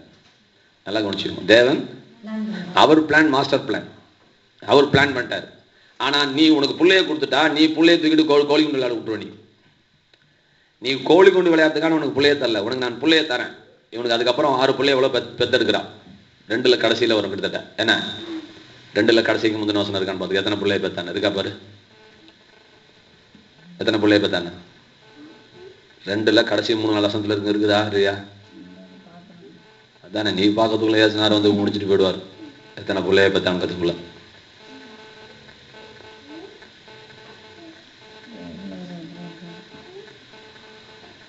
சரி கவனிங்க. அப்ப பிள்ளைங்களை கொடுத்தாரு கர்த்தர். ஏன் தரல அப்படின்னா, இவ தான் பிள்ளைய கோயில்ல கர்த்தருடைய ஊழியத்துக்கு நான் விடணும். 20 எத்தனை வசனம் மொத்தம் இருக்கு? 2:21. 2ல எத்தனை வசனம் இருக்கு மொத்தம்? அப்படியே கர்த்தர் அன்னாளை கடாட்சித்தார். அவள் கர்ப்பம் தரித்து 3 குமாரரையும் மொத்தம் எவ்வளவு பசங்க தெரியுமா அவளுக்கு? 4 பசங்க 2 பிள்ளைங்க. அதான் 1 தான் தூக்கிட்டார் கர்த்தர். 6 கொடுத்தார் டோட்டல். 4 பசங்க 2 பொண்ணு கொடுத்தாரா? ஏன் அப்பயே தரக்கூடாது? அப்பயே தந்திருந்தா இந்த 5 பிள்ளை எப்படி வளர்த்தியோ அதே போல அவனை நீ வளர்த்திருப்ப. அல்லது இந்த 2வது பொண்டாட்டி பிள்ளை எப்படி வளர்த்தாலோ அதே போல உன் பிள்ளை நீ வளர்த்திருப்ப. ஆனா ஏன் திட்டம் அதல்ல. நான் உன்னை நேசிச்சதுனால உன் வயிற்றுல பிறந்த பிள்ளைய நான் தேசத்துக்கே தீர்க்கதரிசியா நான் மாத்தணும்னு அவர் தீர்மானம் பண்ணிட்டார். அப்ப கர்த்தர் கர்ப்பத்தை அடைச்சார்னா அதுக்கு ஒரு எவ்வளவு பெரிய பிளான் இருக்கு பாருங்க. இப்ப கவனிங்க. இப்போ நான் சொல்றேன், கர்த்தர் கர்ப்பத்தை அடைத்திருக்க வேண்டிய அவசியமே கிடையாது. இவ இயற்கையாகவே ஆண்டவரே எனக்கு என்ன நீங்க நேசிக்கிறீங்க, எனக்கு வெளிப்பாடு இருக்கிறது, ரைட்டுங்களா, எனக்கு நல்ல பொசிஷனை தந்திருக்கிறீங்க, இந்த குழந்தைய நான் ஊழியத்துக்கு ஒப்பு கொடுக்குறேன்னு இவளே ஒப்பு கொடுத்துருந்தானா, இவன் அப்பயே பிள்ளைய பார்த்திருப்பான். நான் சொல்றேன், சரியா தப்பா? சரிதானே? அப்ப இந்த பொருத்தனையை நீ பண்ணாதனாலதான் இப்ப பண்ண வச்சார். எப்படி பண்ண வச்சாரு அப்படின்னா, நல்லா கவனிங்க. இவன் என்ன செஞ்சுட்டா, நல்லா கவனிங்க, முக்கியமான பாயிண்ட் சொல்லிட்டே இருக்கிறேன். புள்ள இல்லாத கவலையே விழுத்த கிடையாது. ஹலோ, ஏன்னா புருஷன் தாங்கிட்டு இருக்கிறான். புருஷங்காரன் தாங்கிட்டு இருக்கிறவும் இவளுக்கு புள்ள இல்லைங்கிற கவலையே. இப்ப இவள் என்ன செய்யறது? கர்த்தர் தான் அடைச்சாரு. இவன் நினைச்சுக்கிட்டா இனி புள்ள பிறக்காதுன்னு முடிவு பண்ணிட்டான். புள்ள, ஏன்னா அவன் டாக்டர்லாம் செக் பண்ணி பார்த்துருப்பான், அவனுக்கு புள்ள பிறக்காதுன்னு சொல்லிட்டான். அதனால இவளு விட்டுட்டான். இனிமே புள்ள பிறக்காது, நமக்கு கிடைச்சது கொடுத்தது அவ்வளவுதான். இப்ப கர்த்தருக்கு தலைவலி ஜாஸ்தி ஆயிடுச்சு. என்னடா அது, இவ்வளவு போய் போனா கடைசியில் இவ அவ்வளவுதான் சொல்லிட்டு வாழ்க்கை உட்காந்துட்டாலே. இப்ப என்ன செய்யலாம்? இன்னொரு கல்யாணம் பண்ண வச்சு அவளுக்கு பிள்ளை வதன்னு வைக்க வச்சு இந்த 2 பத்தி சந்திக்க வச்சு அவளுக்குள்ள ஆண்டவர் பூந்துக்கிட்டு திட்டோன்னு திட்டி இவளை அலோன்னு அழ வச்சு, எது வரைக்கும் அழ வச்சா? எத்தனை வருஷந்தோறும் போனான்னு இருக்குது. அது எத்தனை வருஷம் தெரியாது. முதல் வருஷம் சொல்லி ரோசம் வரல, 2வது வருஷம் சொல்லி ரோசம் வரல, 3வது வருஷம் சொல்லி ரோசம் வரல. எப்பயோ ஒரு தடவை ரோசம் வந்துருச்சு பாரு. சோத்தை தூக்கி எறிஞ்சா போனா கோயிலுக்கு, எனக்கு புள்ளத்தை அருவியா இல்லை ஆண்டவரேன்னு இப்ப பொருத்தனை பண்றான். எனக்கு நீங்க புள்ளைய கொடுத்தீங்கன்னா அந்த புள்ளைய நான் கோயிலுக்கே தந்துறேன், எனக்கு புள்ளைய தருவியா மாட்டி, எனக்கு மலனிங்கிற பேர் வேணாங்க. இப்ப கவனி பாயிண்ட் வேண்டாம். அப்பா, இதுக்கு தானே நான் அத்தனை வருஷம் வெயிட் பண்ணிட்டு இருக்கிறேன். இந்த ஒரு வார்த்தைக்கு தானே வெயிட் பண்ணிட்டு இருக்கிறேன். சொல்லுங்க, நான் உங்களுக்கு சொல்றேன் என்ன, சில நேரங்களில் சில பொருத்தனைகள் நமக்கு அவசியம். இந்த காசு கொடுத்து கத்துற வேலைக்கு வாங்கிடலான்ட்டு என்ன, நான் 1000 ரூபா தரேன், நான் 500 ரூபா தந்துடுறேன், என் ஆட்டை பிழைக்க வச்சுடு, என் பிள்ளைக்கு நல்ல டெலிவரி கொடுன்னு கேட்குறீங்க. அதெல்லாம் நன்றி காணிக்க, அதெல்லாம் வேற. பொருத்தனை அப்படிங்கிறது என்னன்னா, உங்கள் வாழ்க்கையில நீங்கள் தேவன் சில தீர்மானங்களை எடுக்க விரும்புவார். அந்த தீர்மானங்களை எடுக்க வைப்பதற்காக சில மன கிளேசங்களை தேவன் உருவாக்கலாம். உருவாக்கணும்னு அவசியம் இல்லை. நான் மறுபடியும் சொல்றேன், நீ அந்த இடத்துக்கு வராததுனால, அவர் எதிர்பார்க்கிற தீர்மானத்தை நீ எடுக்காததுனால, அதை குறிச்சு நிர்விசாரமா இருக்கிறதுனால, அதுக்கு ஒரு 1008 காரணம் நீ சொல்லிட்டு புள்ள பெக்காதுன்னு இருக்கிறியே. உன் புள்ளைய நீ நான் சொல்றேன் பாருங்க, எவ்வளவு லாஜிக் கரெக்டா இருக்கு. புள்ளையே பிறகு எப்படி புள்ளைய கத்த கொடுப்பேன்? இவ பாயிண்ட் போய் சொல்லிட்டான், உனக்கு புள்ளைய பிறக்காதுட்டான். ஆண்டவர் என்ன எதிர்பார்க்கிறாரு? உன் முத புள்ளைய எனக்கு கொடுன்னு கேட்கிறாரு. நான் சொல்றது புரியுதா? புரியல. இது 1ஆம் கிளாஸே வரல, 2ஆம் கிளாஸ் போயிட்டார் ஆண்டவர். இப்ப இவ எப்படி தனக்கே புள்ள பிறக்கான்னு முடிவு பண்ணிட்டா, எப்படி பிறக்கக்கூடிய புள்ளைய நான் கத்துக்கிறேன்னு பொருத்தனை பண்ண முடியும்? அந்த இடத்துல லாக் பண்றா பிசாசு. உனக்கு புள்ளையே பிறக்காது நிறுத்து, புள்ளையே பிறக்காது நிறுத்து. அப்ப கர்த்தர் என்ன செஞ்சாரு? இல்ல, உனக்கு புள்ள பிறக்கிறதுக்கு தெரியும், உனக்கு புள்ள பிறக்குதான் நான் பண்ணி உங்க கர்ப்பத்தை அடைக்கிறதுக்கு நானும் இல்ல. தீமையான எந்த காரியமும் கர்த்தரிடத்துல இருந்து வராது, நன்மையான எந்த ஈவும் தான் கர்த்தரிடத்துல இருந்து வருகிறது. நான் கர்ப்பத்தை அடைக்கிற தேவன் அல்ல, கர்ப்பத்தை அடைத்த கர்ப்பத்தை திறக்கிற கர்த்தர் நம்மளுடைய கர்த்தர். யாருடைய கர்ப்பத்தையும் கர்த்தர் அடைக்க மாட்டார், யாருடைய கதவையும் கர்த்தர் மூட மாட்டார். அவர் கையை மடக்கடிக்கிறதுக்கு உலகத்துல யாராலையும் முடியாது. அவர் திறந்தா யாராலையும் மூட முடியாது, அவர் பூட்டுனா யாராலையும் திறக்க முடியாது. அவர் ஒருவரும் திறக்கக்கூடாதபடி பூட்டுகிறவரும் ஒருவரும் பூட்டக்கூடாதபடி திறக்கிறவருமாய் தாவீதின் திறவுகோலை உடையவர் என்று அவருக்கு பெயர். அப்ப அவர் எதுக்காக வெயிட் பண்ணிட்டு இருக்கிறார்னா, நீ கத்தருக்காக வெயிட் பண்ற, கத்தர் பிள்ளைய தருவார்னு. அவர் உனக்காக வெயிட் பண்ணிட்டு இருக்கிறாரு. ஏதோ ஒரு தீர்மானத்தை உன் வாழ்க்கையில் நீ எடுக்க வேண்டும் என்று தேவன் விரும்புகிறார். விளங்கிக்கோங்க. ஒரு நாள் கூட கத்தர் தாமதிக்க மாட்டார். இது என்னுடைய அறிவு, இது என்கிட்ட கத்தர் லேட்டஸ்டா கத்து கொடுத்தது. ஒரு நாள் கூட நெல்லு விளைஞ்சிருச்சுன்னா எப்படி அவன் காத்திருக்க மாட்டானோ, யோசேப்புக்கு டைம் வந்துருச்சுன்னு தெரிஞ்ச உடனே ஒரு நாள் கூட அவனை ஜெயில வைக்காம ராஜாவை ஆளை விட்டு கூட்டார சொல்லி கத்தர் வெளியே கொண்டு ராஜாவாக்குனாரோ. புரியுதுங்களா? அண்ணாளுக்கு கவனிங்க, அண்ணால போய் திட்ட விட்டு பொருத்தனை பண்ண 10வது மாசம் பிள்ளைய பார்த்தா சார், ஒரு நாள் டிலே பண்ணல சார். அதே போல சாராலும் ஆபிரகாமும் மனம் திரும்பி அவர் தான் தெய்வம், ஈசாக்கு என் பிள்ளைய தருவது கத்தரால முடியும், அவர் எல்ஷடாய் அப்படின்னு அவங்க ஏத்துக்கிட்டு அவங்க பேசின 10வது மாசம் கரெக்டா பிள்ளைய பார்த்தா. 300வது நாள் பிள்ளைய பார்த்தான்னு பைபிள் இருக்கு சார். அப்ப ஒரு நாள் கூட தேவன் தாமதிக்கல. உன்னுடைய வாழ்க்கையிலையும் தேவன் தாமதிக்கிறவர் அல்ல. தேவன் தமது வாக்கு தத்தத்தை குறித்து தாமதமாய் இராமல் எங்கும் உள்ள யாவரும் மனம் திரும்ப வேண்டும் என்று நீடிய பொறுமையோடு காத்திருக்கிறார் என்று வேதம் சொல்லுகிறது. அப்ப தேவன் நம்ம இடத்துல சில தீர்மானங்களை எதிர்பார்க்கிறார். நீ எடுக்க வேண்டிய தீர்மானத்துக்குள்ள நீ வந்துட்டா நீ ஒரு நிமிஷம் கூட நிக்க வேண்டிய அவசியம் கிடையாது. இதுதான் தேவனுடைய கருத்து. அது கர்த்தரே அடைச்சு வச்சாலும் சரி, நீ உட்கார்ந்து யோசி. நீ அந்த இடத்துக்கு வர வரைக்கும் கர்த்தர் வெயிட் பண்ணிதான், ஒரு வழியே கிடையாது. சக்காலத்தை சொன்னா நீ அழுவியோ, நீ பப்பாளத்தை சொன்னா அழுவியோ, எனக்கு அதெல்லாம் தெரியாது. ஆனா சூழ்நிலையை தேவன் உருவாக்குவார். அப்பயாவது நீ உணர்ந்து நீ ஒரு பொருத்தனைக்கு நேராய் போகணும். நான் இடைக்கடை தங்கம் தரேன், இடைக்கடை காசு தரேன், இந்த லூசுத்தனமான பொருத்தனையை கத்தட்ட பண்ணக்கூடாது. அது உலகத்தான் பண்ணிட்டு போட்டோம். நீ ஆண்டோடைய புள்ள, அது நன்றிக்கு அன்னைக்கு நீ எவ்வளவு வேணா கொடுக்க கத்தர் வாங்கிக்குவார். தேவாலயத்துக்கு எவ்வளவு வேணா இருக்கு, அது பிரச்சனை இல்லை. அதெல்லாம் பொருத்தனை. நான் பொருத்தனைன்னு சொன்ன உடனே பணத்துக்கும் போகக்கூடாது. ஆனா பணமும் தேவை. சில நேரங்களில் விட்டுருங்க, பணமும் பொருத்தனையா தான் இருக்குது சில இடங்கள்ல. சில நேரங்களில் அது எப்படின்னு சொல்றேன். திருச்சியில அந்த சந்திராங்கிற பொண்ணு சொல்லிச்சு, ஆமா ஆமா காசெல்லாம் நான் பொருத்தனை பண்ணதில்ல, நான் 2 அதிகாரம் 3 அதிகாரம் பைபிள் வாசிக்கிறேன்னு சொல்லி பொருத்தனை பண்ணிக்கிட்டேன் அப்படின்ச்சு. நான் சொன்னேன், எல்லாம் ரைட்டு தான், இப்ப நான் சொல்றத கேளு. நீ 2 அதிகாரம் வாசி, நீ 3 அதிகாரம் வாசி, நீ உபாசம் போடு, நீ வார வாரம் கோயிலுக்கு வரேன்னு பொருத்தனை பண்ணு, இதெல்லாம் தேவைதான். வார வாரம் கோயிலுக்கு வரேன், திருவிருந்து நான் வரல, இடையிலையாவது ஒரு வாரம் தலையை காட்டுறேன், ஏதாவது பொருத்தனை பண்ண தேவை. ஆனா நான் இப்ப சொல்ற விளைக்கல, என்ன பொருத்தனை பண்ணணும், இது கர்த்தர் எனக்கு சொல்லி கொடுத்தது. தேவன் உங்கள்கிட்ட என்ன பொருத்தனை எதிர்பார்க்கிறாரோ, எந்த தீர்மானத்தை எதிர்பார்க்கிறாரோ அதை கண்டுபிடிச்சு பண்ணு. அது வரைக்கும் உங்க அர்ப்பம் அடைச்சுதான் இருக்கு. நான் சொல்றது புரியுதா புரியலீங்களா? இதே அண்ணால் நான் இடைக்கிட தங்கம் தரேன்னு சொன்னா பிள்ளைய பார்த்துருக்க மாட்டான். இப்ப புரியுதா? அதான் விஷயம், அதுதான் விஷயம். அதை கண்டுபிடிங்க. ஏதோ பொருத்தனைன்னு சொன்ன உடனே நீங்க காசு ஓடிடுறீங்க. சில நேரங்கள்ல நீங்க காசுல குறை வைக்கிறதுனால கர்த்தர் காசுல நிறுத்தி வைக்கிறார். சில நேரங்களில சில ஆவிக்குரிய பொருத்தனைகளை, தீர்மானங்களை நீங்கள் எடுக்க வேண்டும். தீர்மானங்களை எடுக்கணும். பொருத்தனைனா தீர்மானம். ஏதோ நினைச்சுக்காதீங்க, நான் இப்படி இருக்கேன், நான் அப்படி இருக்கேன், நான் மொட்டை அடிச்சுக்கிறேன், நான் நடந்து வரேன், நான் தசமம் தரேன், நான் 2 தசமம் தரேன். இப்படி சில பொருத்தனைகள் தேவைதான். ஆனால் இதற்கு மேல ஆண்டவர் என்கிட்ட வேற என்ன எதிர்பார்க்கிறார்? என்கிட்ட ஏதோ ஒன்று எதிர்பார்க்கிறார். அதனால இந்த கதை வடைச்சிருக்குது. ஏன் கதை வடைக்க உலகத்துல எவனுக்கு அதிகாரம் கிடையாது. ஏன் ஆசீர்வாதத்தை தடுக்க உலகத்துல எந்த பேய்க்கும் கர்த்தர் தடுத்தால் ஒளி எவனாலும் தடுக்க முடியாது. நான் தடுக்கணும்ல, கர்த்தர் தடுக்கணும். நான் தடை இல்லை. இப்ப தடை நிக்குதுன்னா நிச்சயம் கர்த்தர் தடுத்திருக்கிறார். இப்ப கர்த்தர் தடுத்திருக்கிறார்னா என் மைண்ட் ரெடி ஆயிடுச்சு, என் வார்த்தை ரெடி ஆயிடுச்சு, ஆனா தடை இருக்குதப்பா அப்படின்னு சொல்லும் போது ஆண்டவர் சொல்றாரு, நீ ஏதோ ஒரு சில பொருத்தனைகளை, சில தீர்மானங்களை, உன் வாழ்க்கையில அத்தியாவசியமான சில தீர்மானங்களை அதை எடுக்கணும். அது உன் வாழ்க்கையினுடைய இந்திய சரித்திரத்தை எப்படி யூதர்களுடைய சரித்திரத்தையே திசை திருப்புவதாக பிறந்தான். யாரு? சாமுவேல். பெரிய தீர்க்கதரிசி, மகா பெரிய தீர்க்கதரிசியா வந்தாங்க. அப்பேற்பட்ட ஒரு தீர்க்கதரிசியை கர்த்தர் உருவாக்க வேண்டும் என்று தீர்மானித்துதான் அந்த கர்ப்பத்தை அடைச்சி அவன் அந்த தீர்மானத்தை எடுத்து வச்சு அவனுக்கு பிள்ளையை கொடுத்தார் கர்த்தர். அப்ப தேவன் உன்னிடத்துல என்ன எதிர்பார்க்கிறார்? உன்னிடத்துல என்ன எதிர்பார்க்கிறாரு? ஏற்கனவே போனவரும் சொன்ன பாருங்க, முசல் ஒருத்தர் சாராயம் குடிச்சுட்டே இருக்கிறாரு. இன்னும் எனக்கு அரசாங்க வேலை கிடைக்கலங்கிறாரு. இன்னும் எனக்கு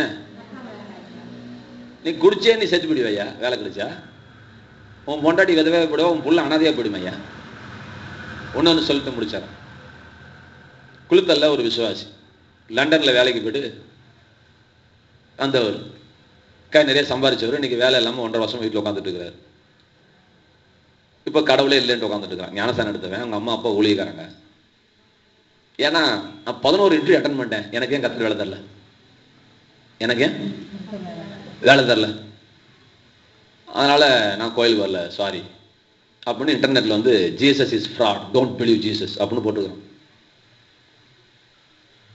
உலகமே படிச்சுட்டு இருக்கு, அவன் போட்டது தரத்தனை பிடிச்ச நாய் போட்டது.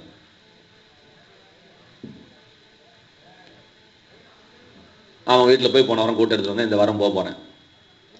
நான் நேரடியாக சொல்லலை, ஆனால் சொல்லணும், இந்த வாரம் சொல்லணும், இல்லை அடுத்த வாரம் சொல்லணும். ஏன்னா எடுத்தோடனே இட்லி கொடுக்கூடாதுல, புள்ள வளரல, கொஞ்சம் வளர்ந்த போது தானே தரணும், அது வரைக்கும் பால் தானே தரணும். நல்லா விளங்குறீங்களா? இது வரைக்கும் என்னங்க 10 ரூபா எனக்கு ஒரு லண்டன் போயிட்டு வந்து காணிக்கை தந்தது கிடையாது. ஹலோ, புரியுதா பாருங்க? 100 ரூபா தசாம்பாகம் கொடுத்தவங்க கிடையாது. 2 பொருள் கொடுத்துருக்கான். என்ன பொருள், எப்படி கொடுத்தான், ஏன் கொடுத்தான்னு பாருங்க. நான் அவனுக்கு கல்யாணத்தில், அவன் ஏழையா இருக்கும்போது கல்யாணத்துக்கு கோட்டு இல்லை, அந்த அளவுக்கு ஏழையா இருந்தான். நான் கோட்டு தைச்சு புது கோட்டை என் பேண்ட், அவன் என் சைஸ் கரெக்டாக இருந்துச்சு அவனுக்கு, என் பேண்ட்டையும் என் கோட்டையும் அவன்கிட்ட கொடுத்துட்டேன். அதுவும் புதுசு தான் கொடுத்துட்டேன். இதனால எனக்கு ஒரு பேண்ட்டையும் கோட்டையும் கொண்டான், கணக்கு சரி பண்ணதுக்காக. 2வது, அவனுக்கு வர வேண்டிய ஜாமான் பாதி ஜாமான் வரல, எல்லாம் கஸ்டம்ஸில் பிடிச்சிட்டானுங்க. இவன் ஆசைப்பட்டு ஒரு பெரிய டிவி வேணுந்துருக்கிறான், அது இன்னும் கைக்கு வரல, இன்னும் வரல, 1.5 வருஷம் ஆச்சு வரல. இன்னொரு ஜாமான் வரல. அந்த ஜாமான் வந்துச்சுன்னா வரத்துக்காக இதே மாதிரி ஒரு பசங்கத்தை கேட்டுக்கிட்டு இவ்வளோ பெரிய செல்ஃபோன் கூட இல்லை, அது நோட் பேடுன்னு பேர், அதை கொண்டு வந்து காணிக்கையாக கொடுத்தோம். ஏன்னா அந்த ஜாமான்லாம் வரட்டும், இது கொடுத்தா தான் வரும், அதனால நான் அதை தரேன்னு சொல்லி கொடுத்தோம். இது வரைக்கும் வரல, இது வரைக்கும் வேலையும் கிடைக்கல. இப்போ உங்களுக்கு காரணம் தெரியுதா தெரியலையா? இவனுக்கு ஏன் 1.5 வருஷம் லேட் ஆகுது தெரியுதா? 10 ரூபா காணி கொடுத்ததில்ல இலக்கியா, நீ நான் வச்சுக்கோ, 10 ரூபா காணி கொடுத்ததில்ல.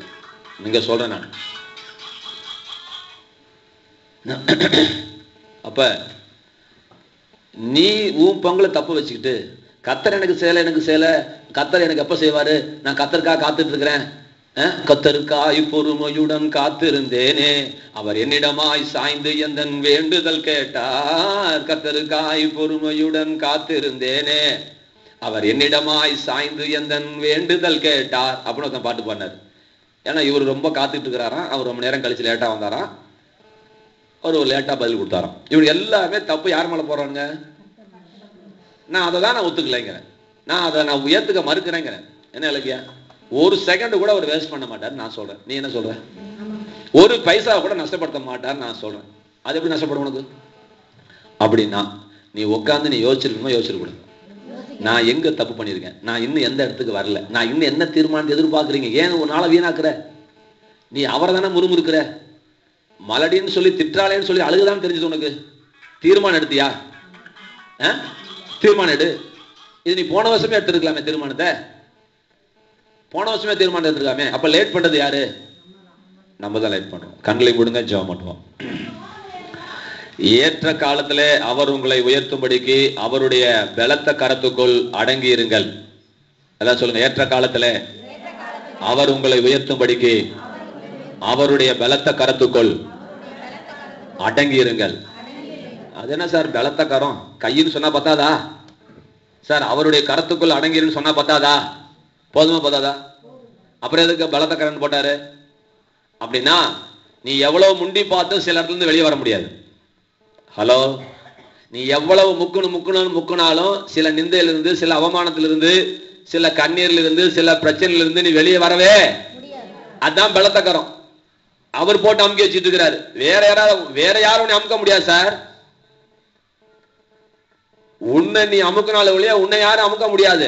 ஆனா இப்ப கர்த்தரே உன்னை அமுக்கி வச்சிருக்கிறாரு சில நேரங்களில். ஏன் அப்படின்னு சொன்னா அதாவுடைய பலத்த கரம். நீ எவ்வளவு முண்டியும் வெளியே வர முடியாது. நம்ம என்ன ட்ரீட்மெண்ட் எடுத்தாலும், நம்ம எந்த டாக்டரை பார்த்தாலும், நம்ம எந்த வக்கீல வச்சாலும் சில பிரச்சனைகளுக்கு தீர்வு வரப்போறதில்ல. நிறுத்தி வச்சிட்டு இருக்கிறாரு. நமக்கு என்னமோ கர்த்தருக்கு தெரியும், நேரம் தெரியும், காலம் தெரியும், நேரம் தெரியும், காலம் தெரியும், வெயிட் பண்ணிட்டு இருக்கிறோம். ஆனா அவர் நமக்காக வெயிட் பண்ணிட்டு இருக்காருன்றது நமக்கு தெரியல. நம்ம பண்ண வேண்டிய பொருத்தனைகள் என்ன, நம்ம எடுக்க வேண்டிய தீர்மானம் என்ன? நம்ம தான் டிலே பண்றோம். 3 நாளா டிலே பண்ணது யோனாவை ஒழிய கர்த்தர் அல்ல. 17 வருஷம் யோசேப்பு வெயிட் பண்ணல, கர்த்தர் வெயிட் பண்ணார் யோசேப்புடைய வளர்ச்சிக்காக. ஆக எந்த பகுதியில நீங்கள் பைபிளில் எங்க பூந்து எங்க வெளியே வந்தாலும் 25 வருஷமா ஆபிரகாம் காத்திருக்கலைங்க, அப்படிதான் ஏமாந்துட்டான். 24 வருஷம் கர்த்தர் தருவார்னு இவன் விசுவாசிப்பதற்காக கர்த்தர் காத்திருந்தார். இதுதான் அப்பட்டமான ஆணித்தரமான சத்தியம். ஆக நீ கர்த்தர் கிரியை சேர்த்துக்கா, நீ காத்துட்டு இருக்காத. அதெல்லாம் பிசாசு சொல்ற உபதேசங்கள். உனக்காக கர்த்தர் காத்து கொண்டிருக்கிறார். சில தீர்மானங்களை எடுக்க வேண்டும் என்று சொல்லி நாம் சில பொருத்தங்களை செய்யும் பொழுது, ஆபத்து காலத்தில் தேவனுக்கு ஸ்தோத்திர பலியிட்டு உன்னதமானவருக்கு உன் பொருத்தனை செலுத்தி, ஆபத்து காலத்தில் என்னை நோக்கி கூப்பிடு, நான் உன்னை விடுவிப்பேன், நீ என்னை மகிமைப்படுத்துவாய். ஆபத்து காலத்தில், பிரச்சனை காலத்தில், இதுக்கு மேல வழியே இல்லை அப்படிங்கிற ஒரு காலத்துல நல்லா நான் வச்சுக்கோ, ஏசுநாடு செத்து போல அவரால் திறக்க முடியாத பூட்டு உலகத்துல ஒண்ணும் கிடையாது. அவரால் தூக்க முடியாத தடை உலகத்துல ஒண்ணும் கிடையாது. அவரால் தூக்க முடியும். அவரை தூக்க வைக்க உன்னாலதான் முடியும். பொருத்தனை செய்து என்னை நோக்கி கூப்பிடு, நான் உன்னை விடுவிப்பேன், நீ என்னை மகிமைப்படுத்துவாய். அவை தயவுசெய்து சிந்திங்க, கர்த்தருடைய வார்த்தைக்கு இடம் கொடுங்க. அவர் என்ன சொல்ல வராருன்னு பாருங்க. சில நியாயமான பொருத்தனைகளை செய்யுங்க. நீங்க வரும்போது கூட பஸ்ஸில் கார்ல பேசிட்டு வந்தோம். இங்க வரக்கூடிய ஒரு பொண்ணு சபைக்கு, அந்த பொண்ணுக்கு ஹார்ட்ல பிரச்சனை. இலக்கிய கிட்ட நான் கேட்குறேன், ஒரு பொண்ணு ஹார்ட்ல பிரச்சனையா இருந்தா நார்மல் டெலிவரிக்கு சாத்தியக்கூறுகள் குறைவா அதிகமா? ஏன்னா பிள்ளைய பார்க்கும்போது உசுறு போயிடும். இந்த பொண்ணு ஹார்ட் பேஷண்ட், நார்மல் டெலிவரிக்கு வாய்ப்பே கிடையாது. ஒரு லூசு பிடிச்ச டாக்டர் கூட பண்ண மாட்டான். கொஞ்சம் முக்கும் போது உசுறு போச்சுன்னா அவ்வளவுதான், போச்சுமா அவளுக்குல. ஆனா 4 நாள் வெயிட் பண்ண வச்சு நார்மல் டெலிவரியை கர்த்தர் தந்திருக்கிறார். அந்த பொண்ணு எதிர்பார்க்கல, அவங்க அம்மாவை எதிர்பார்க்கல. ஆனா அதுக்கு அவங்க கொடுத்த காணிக்கு என்ன தெரியுங்களா? சபைக்கு வராம இருக்கிறது. எங்க வராம இருக்கிறது? அதான் நான் போன வாரம் அந்த பொண்ணை திட்டி அமைச்சேன். நான் மாட்டிட்டு முழிக்காத, புள்ளைய பெத்தாச்சுன்னு நீ அவருக்கு டாட்டா காமிக்காத. அவரு டாட்டா காமிச்சா நீ இல்லை, உங்க ஒப்பையும் வந்தா கூட வைக்க முடியாது. அவர்கிட்ட விளையாண்டுட்டு இருக்கிறோம், ஆண்டவர்கிட்ட. மணிமேகலம்மா அங்க இருந்து நடக்க முடியாம நடந்து வருமா, இந்த அம்மா இங்க உட்காந்துக்கிட்டு புள்ளைய கொடுத்துக்கிட்டு புள்ளைய பார்த்துக்கிட்டு இங்க வராம இருப்பாங்களா? திருவிருந்துக்கு எல்லாம் கர்த்தர் ஒருத்தர் பார்த்து தான் இருக்கிறாரு. எல்லாத்து பேப்பரையும் பறிச்சு வச்சு தான் இருக்கிறாரு. அதுக்கப்புறம் தானே ஒரு மார்க் போடுவாரு. படிக்கும் போது ஃபெயில் யாருக்கும் தெரியாதுங்க. ஒரு வருஷம் படிக்க விடுவார் கர்த்தர். படிக்க விட்டுட்டு கடைசியில் முழாண்டு பரிசு வைக்கும் பொழுதுதான் அதுக்கப்புறம் தான் ரிசல்ட் வரும். நீ ஆடினது ஆட்டமா பாட்டமா கூத்தா கொண்டாட்டமாங்கிறது பரிசு வைக்கும் போது தெரியும். இப்ப தெரியாது. இப்பெல்லாம் ஓடி பிடிச்சி விளையாண்டுட்டு இருக்கிற டைம் இது. ஆனா நீ கத்துக்கிட்டியா இல்லையாங்கிறதுக்கு ஆண்டவன் பரிசு வைக்கும் போது நீ தோப்ப பார்த்தியா, அன்னைக்கு உன் குட்டு வெளுக்கும். அன்னைக்கு இதயத்துல வந்து நீ அழுது ஜெபம் பண்ண போற. அன்னைக்கு நான் வாயத்திலிருந்து சொல்ல முடியாது, இன்னைக்கு தான் சொல்ல முடியும். ஆனா நான் பயப்பட மாட்டேன், நான் சொல்லிடுவேன். ஏன்னா இருக்கிறவெல்லாம் முட்டா பையன், நான் தான் அறிவாளி நினைச்சிட்டு இருக்க கூடாதுல்ல. ஒரு ஹார்ட் பேஷண்ட்டுக்கு ஒரு 30,000 ரூபாய் செலவு இல்லாம நார்மல் டெலிவரியில நல்ல காசுக்கு நல்லபடியா பிரசவத்தை பண்ணி குழந்தைய காத்துற ஒரு ஆண் குழந்தைய காத்துற உன் கையில கொடுத்துருக்கிறாரு. நீ ஆராதனைக்கு வரதுக்கு வந்து திருவிருந்துக்கு வர முடியல, நான் வீட்டுல உட்காந்து பால் கொடுத்துட்டு இருக்கேன்னா அது நக்கலா நையாண்டியா? நான் கேட்கறேன். அப்ப நீ ஆடிட்டல, இப்ப நாளைக்கு கர்த்தர் ஆடுவார்ல. துறையூர்ல அப்படிதான் வரமா, சனிக்கிழமை ஆராதனையா வியாழக்கிழமை வச்சேன் பெரம்பலூர்ல. உடனே அந்த அம்மா நினைச்சிருச்சு, என்னால வியாழக்கிழமை வர முடியாது, சனிக்கிழமை தான் வர முடியும். சரி, பெரம்பலூர் தூரம் தான் துறையூர், 2க்கு இடையில இருக்கு அம்மா பாளையம். நீ துறையூருக்கு வந்துட்டு போலாம் இல்லம்மா. அப்படின்னா அதெல்லாம் வர முடியாது, பெரம்பலூர்ல வச்சுதான் நான் வருவேன், இல்லைன்னா நான் வேற சபைக்கு போறேன். சரி, இப்ப 15 நாளா பெரம்பலூர் ஜிஹெச்ல படுத்துக்கிட்டு ஏதோ ஒரு பிரச்சனைல படுத்துட்டு புழுவா நெண்டிட்டு கிடக்குறேன். அப்ப 15 நாள் படுக்க ரெடியா இருந்தாலும் ரெடியா இருப்ப. ஆனா ஆராதனைக்கு போனா அது நம்ம விருப்பம். ஏன்னா அது கில்லுக்கு அதெல்லாம் எங்க வேணா சபைக்கு போகலாம், எங்க வேணா காணிக்கை செலுத்தலாம், எங்க வேணா எது வேணா பண்ணிக்கலாம், எவ்வளவு வேணா காணிக்கை செலுத்தலாம். இதுல நீங்க கத்துக்க வேண்டிய சில பாடங்கள் இருக்குதுமா. நீங்க நினைச்சிட்டு இருக்கிறீங்க போன வாரமும் அதுக்கு முந்தின வாரமும் வரேன். நான் திருச்சியிலேருந்து இங்கே வரதுக்கு 60 ரூபா பஸ் காசு போயிட்டு வரதுக்கு. திருச்சி டு துறையூர் 20, துறையூர் டு பயிர்செடிப்பாளையம் 10, திரும்பி 30, 60 ரூபா. காணிக்கு பார்க்குற 50 ரூபா கூட இல்லை. ரொம்ப சந்தோஷம் தான் நமக்கு. ஏன்னா எவன் எவ்வளோ போட்டால் எனக்கு என்ன, எவன் தின்னா எனக்கு என்ன, எவன் சோறு தின்னா எனக்கு என்ன, எவன் கடன் கட்டினா எனக்கு என்ன. இந்த பார், நான் 5 ரூபா போடுவேன், 7 ரூபா போடுறேன், இந்த 10 ரூபா அதே ஜாஸ்தி. இதுக்கு மேலே என் கழுத்தா இருந்தாலும் என்ன செய்ய மாட்டேன், போட மாட்டேன். அப்போ கத்தர் பார்த்தாரு, உனக்கு எவ்வளோ வருமானம் அதிலே இரு, உனக்கு எவ்வளோ செலவாகுதோ அது அவளே ஆகட்டும். உன்னை நான் விசேஷமாக நான் உன்னை எப்படி ஆசீர்வதிக்க முடியும்? ஏன்னா உனக்கு எவ்வளோ கொடுத்தாலும் நீ இந்த 10 ரூபாய் என்ன செய்ய போகிறதில்ல, தாண்ட போகிறது கிடையாது. உனக்கு எதுக்கு வேலை, உனக்கு எதுக்கு ப்ரமோஷன், உனக்கு எதுக்கு இன்க்ரிமெண்ட்?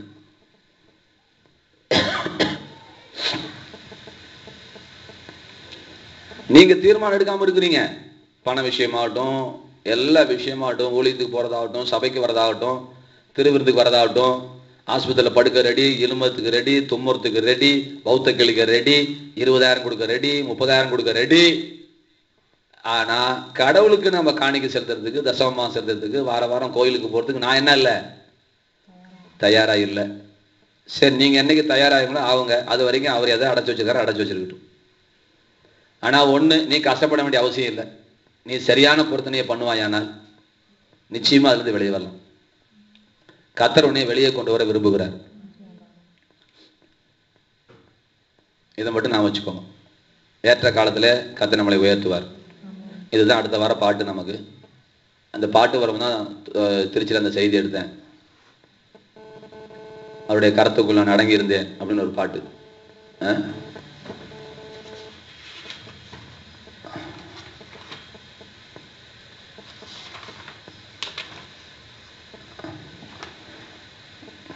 கர்த்தருக்குள்ளே நான் அடங்கியிருந்தேன், ஏற்ற காலத்திலே என்னை உயர்த்தினார், ஏற்ற காலத்திலே உன்னை உயர்த்துவார், ஏற்ற காலத்திலே என்னை உயர்த்தினார், ஏற்ற காலத்திலே உன்னை உயர்த்துவார்.